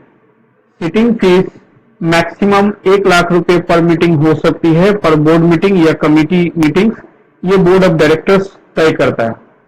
और किसी भी डायरेक्टर, चाहे वो इंडिपेंडेंट डायरेक्टर हो, वुमन डायरेक्टर हो, उसके सिटिंग फीस और बाकी डायरेक्टर्स के सिटिंग फीस में कोई डिस्क्रिमिनेशन नहीं होगा।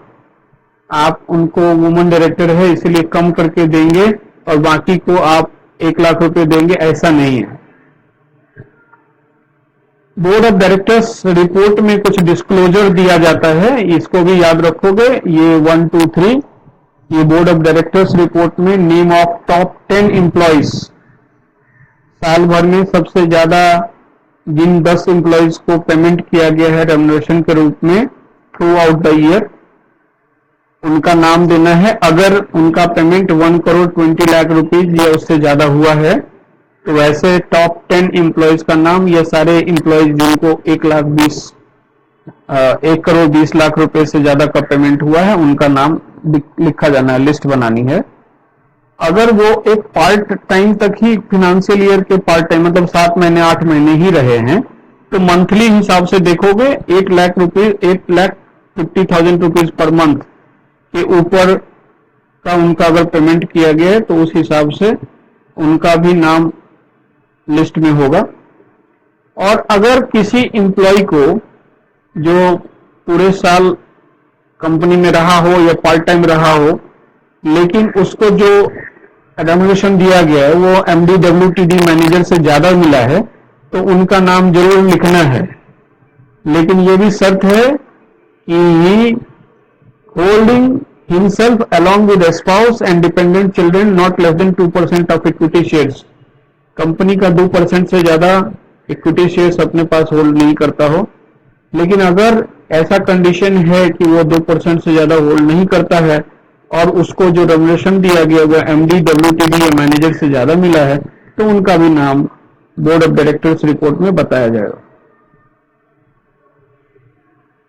एमडी डब्ल्यूटीडी मैनेजर, इन लोगों के रिस्पेक्ट में एक इंश्योरेंस लिया जाता है। ऑफिसर्स के एम्प्लॉयमेंट में रहते हुए जो वो काम करते हैं, कई बार हो सकता है कि वो उसका डिसीजन कंपनी के फेवर में नहीं भी हो। जरूरी नहीं है कि एमडी ने जितना भी डिसीजन लिया है वो सब कुछ कंपनी के फेवर में ही आ जाए।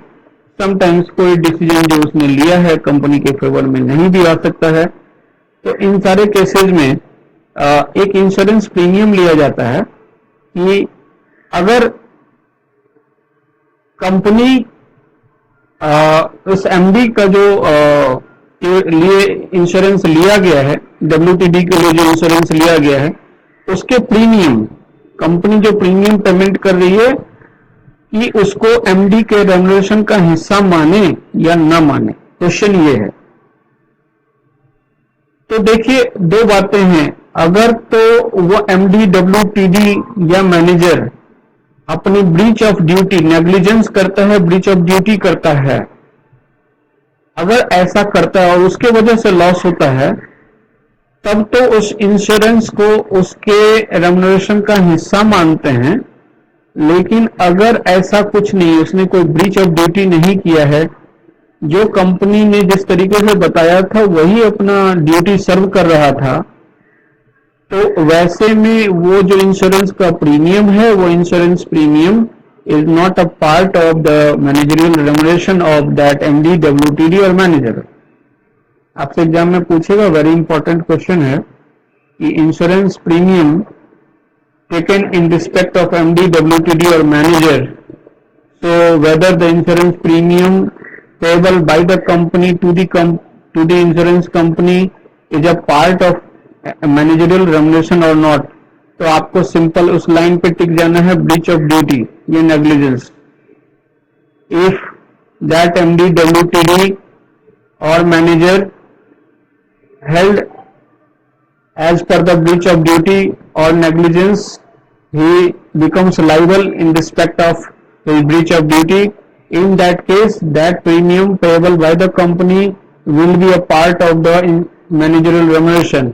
But if he is not liable, he is not held liable in respect of any negligence or breach of duty, in that case, that insurance premium is not a part of the managerial remuneration of that MD, WTD और manager. Auditor भी अपने report में, auditors report में ये लिखता है कि जो रेम्यूनरेशन एमडी, डब्ल्यूटीडी या मैनेजर को दिया जा रहा है as per the provisions of companies act दिया जा रहा है. तो देखो यहां पे लिखा गया है कि एक कंपनी ने 15 लाख रुपए एज इंश्योरेंस प्रीमियम पेड किया है of its company secretary and MD for indemnifying any of them against any liability in respect of negligence, default वगैरह वगैरह वगैरह, for which they may be guilty in relation to the company. अगर तो वो breach of duty, breach of trust में held guilty पाया गया है, in that case that insurance premium will be the part of that officer or employee. और अगर वो इसका breach of duty के अंदर held नहीं होगा, guilty नहीं होगा, in that case insurance premium will not part of that officer or employee. अभी तक जितना भी डिस्कशन हम लोग कर रहे थे वो मैनेजरियल पर्सोनल में 3 लोगों के ऊपर फोकस कर रखे थे. हमने सीखा था एमडी, डब्ल्यूटीडी और मैनेजर के रिस्पेक्ट में प्रोविजंस. अब 2-3 लोग छूट गए थे. एक तो याद करो, एक था सीईओ, एक पर्सन और छूट गया था, वो था कंपनी सेक्रेटरी, और थर्ड पर्सन छूट गया था, वो था सीएफओ. जी आपको अब एक बात बताता हूं, ये जो केएमपी का नया टर्म या कंसेप्ट इंट्रोड्यूस किया गया है, ये सेक्शन 203 पे है कि अपॉइंटमेंट ऑफ केएमपी इस कंपनी के लिए कंपलसरी है. तो इसके लिए आपको याद रखना है रूल 8. रूल 8 कहता है कि हर लिस्टेड कंपनी, उसका पेडअप कैपिटल कुछ भी हो, इससे मतलब नहीं है, उस कंपनी में एक केएमपी तो सेट ऑफ केएमपी रहेगा ही. या फिर अनलिस्टेड पब्लिक कंपनी, यहां ऊपर प्राइवेट कंपनी लिखकर क्रॉस कर दोगे, प्राइवेट कंपनी में केएमपी का अपॉइंटमेंट नहीं होता है, कोई कंपल्सन नहीं है. आप कीजिए तो बहुत अच्छी बात है, पर ऐसा कोई कंपल्सन नहीं है. तो क्या सर हर अनलिस्टेड पब्लिक कंपनी में? नहीं. उसका पेडअप कैपिटल अगर 10 करोड़ या उससे ज्यादा है तभी केएमपी का अपॉइंटमेंट हो. और केएमपी क्या है? अब इन 3 सेट ऑफ पर्संस का अपॉइंटमेंट हो, एमडी, डब्ल्यूटीडी, मैनेजर और सीईओ, इनमें से कोई एक. ये फर्स्ट सेट है. जैसा मैंने कहा वैसा ही याद रखोगे, एमडी, डब्ल्यूटीडी, मैनेजर और CEO, any one of them. First set complete हो गया. सेकंड सेट कंपनी सेक्रेटरी और थर्ड सेट सीएफओ. ये 3 सेट ऑफ पर्संस का अपॉइंटमेंट होता है हर लिस्टेड कंपनी में, अनलिस्टेड पब्लिक कंपनी में जिसका पेडअप शेयर कैपिटल 10 करोड़ या उससे ज्यादा है. एक और खास बात बताया गया है कि चेयरमैन और एमडी और सीईओ को यूजुअली अलग अलग रखना है. एक ही पर्सन, एक इंडिविजुअल जो कंपनी का चेयरमैन है, वही कंपनी का एमडी या सीईओ नहीं होना चाहिए. ये दोनों अलग अलग सेट ऑफ पर्सन्स होने चाहिए। चेयरमैन जो पर्सन है वो एमडी या सीईओ का रोल में नहीं रहेगा, तो एमडी या सीईओ अलग होगा और चेयरमैन अलग रहेगा। लेकिन आप एक ही पर्सन को रख सकते हैं चेयरमैन के साथ साथ एमडी और सीईओ, अगर आपका कंपनी का आर्टिकल्स ऐसा अलाउ करता है, या फिर दूसरी बात कि आप मल्टीपल बिजनेस में हैं, तो सेगमेंट कई सारा हो अगर, तो उस केस में नीचे के लाइन को पढ़िए और उस तरीके से आप रख सकते हैं। तो मल्टीपल बिजनेसेस, मल्टीपल सेगमेंट में अगर आप काम करते हैं तो उस केस में कैसे, अगर आप पब्लिक कंपनी है जिसका प्रोडक्ट कैपिटल 100 करोड़ या उससे ज्यादा है, या एंड टर्नओवर 1000 करोड़ और मोर है, और आप कई सेगमेंट में काम करते हैं, मल्टीपल बिजनेसेस करते हैं, और हर बिजनेस के लिए आपने सीईओ अलग अलग अपॉइंट कर रखा है, उस केस में आप चेयरमैन, एमडी और सीईओ एक ही पर्सन को रख भी सकते हैं। तो कंपनी का अगर आर्टिकल ऑफ एसोसिएशन ऐसा प्रोवाइड करता हो तब, या फिर आप एक बड़ी पब्लिक कंपनी है जिसका प्रोडक्ट कैपिटल 100 करोड़ या उससे ज्यादा टर्नओवर, साथ में 1000 करोड़ और मोर, और साथ में आप मल्टीपल बिजनेसेस में कैरी कर रहे हैं अपने बिजनेस को, और उस केस में आप हर अलग अलग जितने सेगमेंट है सबके लिए सीईओ अलग अलग रखा हुआ, अपॉइंट किया हुआ है, तो ये पॉसिबल है कि एक ही पर्सन चेयरमैन भी हो, एमडी भी और सीईओ तीनों रोल में हो सकता है। देखो एक बात और बता रहा हूं कि प्राइवेट कंपनी में केएमपी रखना कंपलसरी नहीं है, दे आर एग्जेम्प्टेड। सबसे पहले तो इसको याद रखना है कि प्राइवेट कंपनी में केएमपी रखना कंपलसरी नहीं है, नो है ये। तो हम लोग इसको टिक ना करें, हम लोग इसको नो कर दें, केएमपी की जरूरत प्राइवेट कंपनी में नहीं है, चाहे उसका प्रोडक्ट कैपिटल क्या है, टर्नओवर क्या है, इन सब बातों से मतलब नहीं है। दूसरी बात और वो है कि पब्लिक कंपनी में कब है, अगर उसका उसका प्रोडक्ट कैपिटल 10 करोड़ या उससे ज्यादा है, तभी आपको केएमपी रखना है। कहने का मतलब अगर प्राइवेट कंपनी है तब, और public company, unlisted public company जिसका प्रोडक्ट कैपिटल 10 करोड़ या उससे कम है, इनको केएमपी रखने की जरूरत नहीं है। लेकिन कंपनी सेक्रेटरी का जो रिक्वायरमेंट है उसको थोड़ा अलग रखना है, उसको अलग समझना है। वो रूल 8A कहता है कि हर कंपनी जिसका प्रोडक्ट कैपिटल 10 करोड़ या उससे ज्यादा है, ये अमेंडमेंट 1 अप्रैल 2020 से हुआ था, तो हर कंपनी चाहे वो प्राइवेट हो या पब्लिक हो, प्राइवेट कंपनी में केएमपी तो रखना जरूरी नहीं है, लेकिन कंपनी सेक्रेटरी रखना कंपलसरी है अगर उसका paid up share capital 10 crore और मोर है। ये पहले 5 करोड़ हुआ करता था, बट अब लिमिट एक्सटेंड बढ़ा दिया गया, इनहांस किया गया, उसके बाद से ये 10 करोड़ हो गया। तो अब आपको याद रखना है कि कंपनी सेक्रेटरी का अपॉइंटमेंट प्राइवेट कंपनी में भी कंपलसरी है अगर उसका paid up share capital 10 crore और मोर है। पब्लिक कंपनी में भी रखना कंपलसरी है अगर उसका paid up share capital 10 crore और मोर है, और लिस्टेड कंपनी में तो irrespective of paid up share capital है। तो ये कंपनी सेक्रेटरी की रिक्वायरमेंट है जो थोड़ा डिफर करती है केएमपी से। केएमपी का अपॉइंटमेंट कैसे होगा? सर अपॉइंटमेंट बहुत ही आसान है, बोर्ड से होगा, इसमें शेयर होल्डर्स मीटिंग की बिल्कुल जरूरत नहीं होती है। सो बोर्ड ऑफ डायरेक्टर्स का रेजोल्यूशन पास करके हम लोग केएमपी का अपॉइंटमेंट कर सकते हैं। क्या एक ही केएमपी 2 या उससे ज्यादा कंपनियों में हो सकता है? नहीं, एक पर्सन एक ही जगह पे एक ही कंपनी में केएमपी हो सकते हैं, लेकिन अगर कंपनी की कोई सबसी कंपनी है तो बात अलग है। तो अगर सबसी कंपनी में है तो एक ही person mister Ram holding company और सबसी कंपनी दोनों में केएमपी के रोल में हो सकते हैं, ठीक है ना। लेकिन अगर डायरेक्टरशिप की बात है तो क्या एक मिस्टर राम 2 कंपनी में डायरेक्टर नहीं हो सकते? वो तो डिफरेंट बात होगी।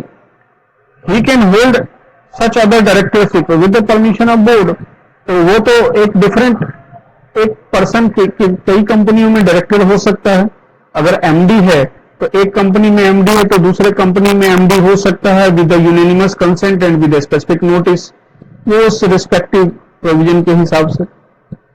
Vacancy in the office of whole time KMP, अगर कोई केएमपी रिजाइन करके चला गया या उसका ऑफिस वैकेंट हो गया तो विद इन 6 मंथ बोर्ड का ये काम है, बोर्ड की ड्यूटी है कि विद इन 6 मंथ उस वैकेंसी को फुलफिल कर दे।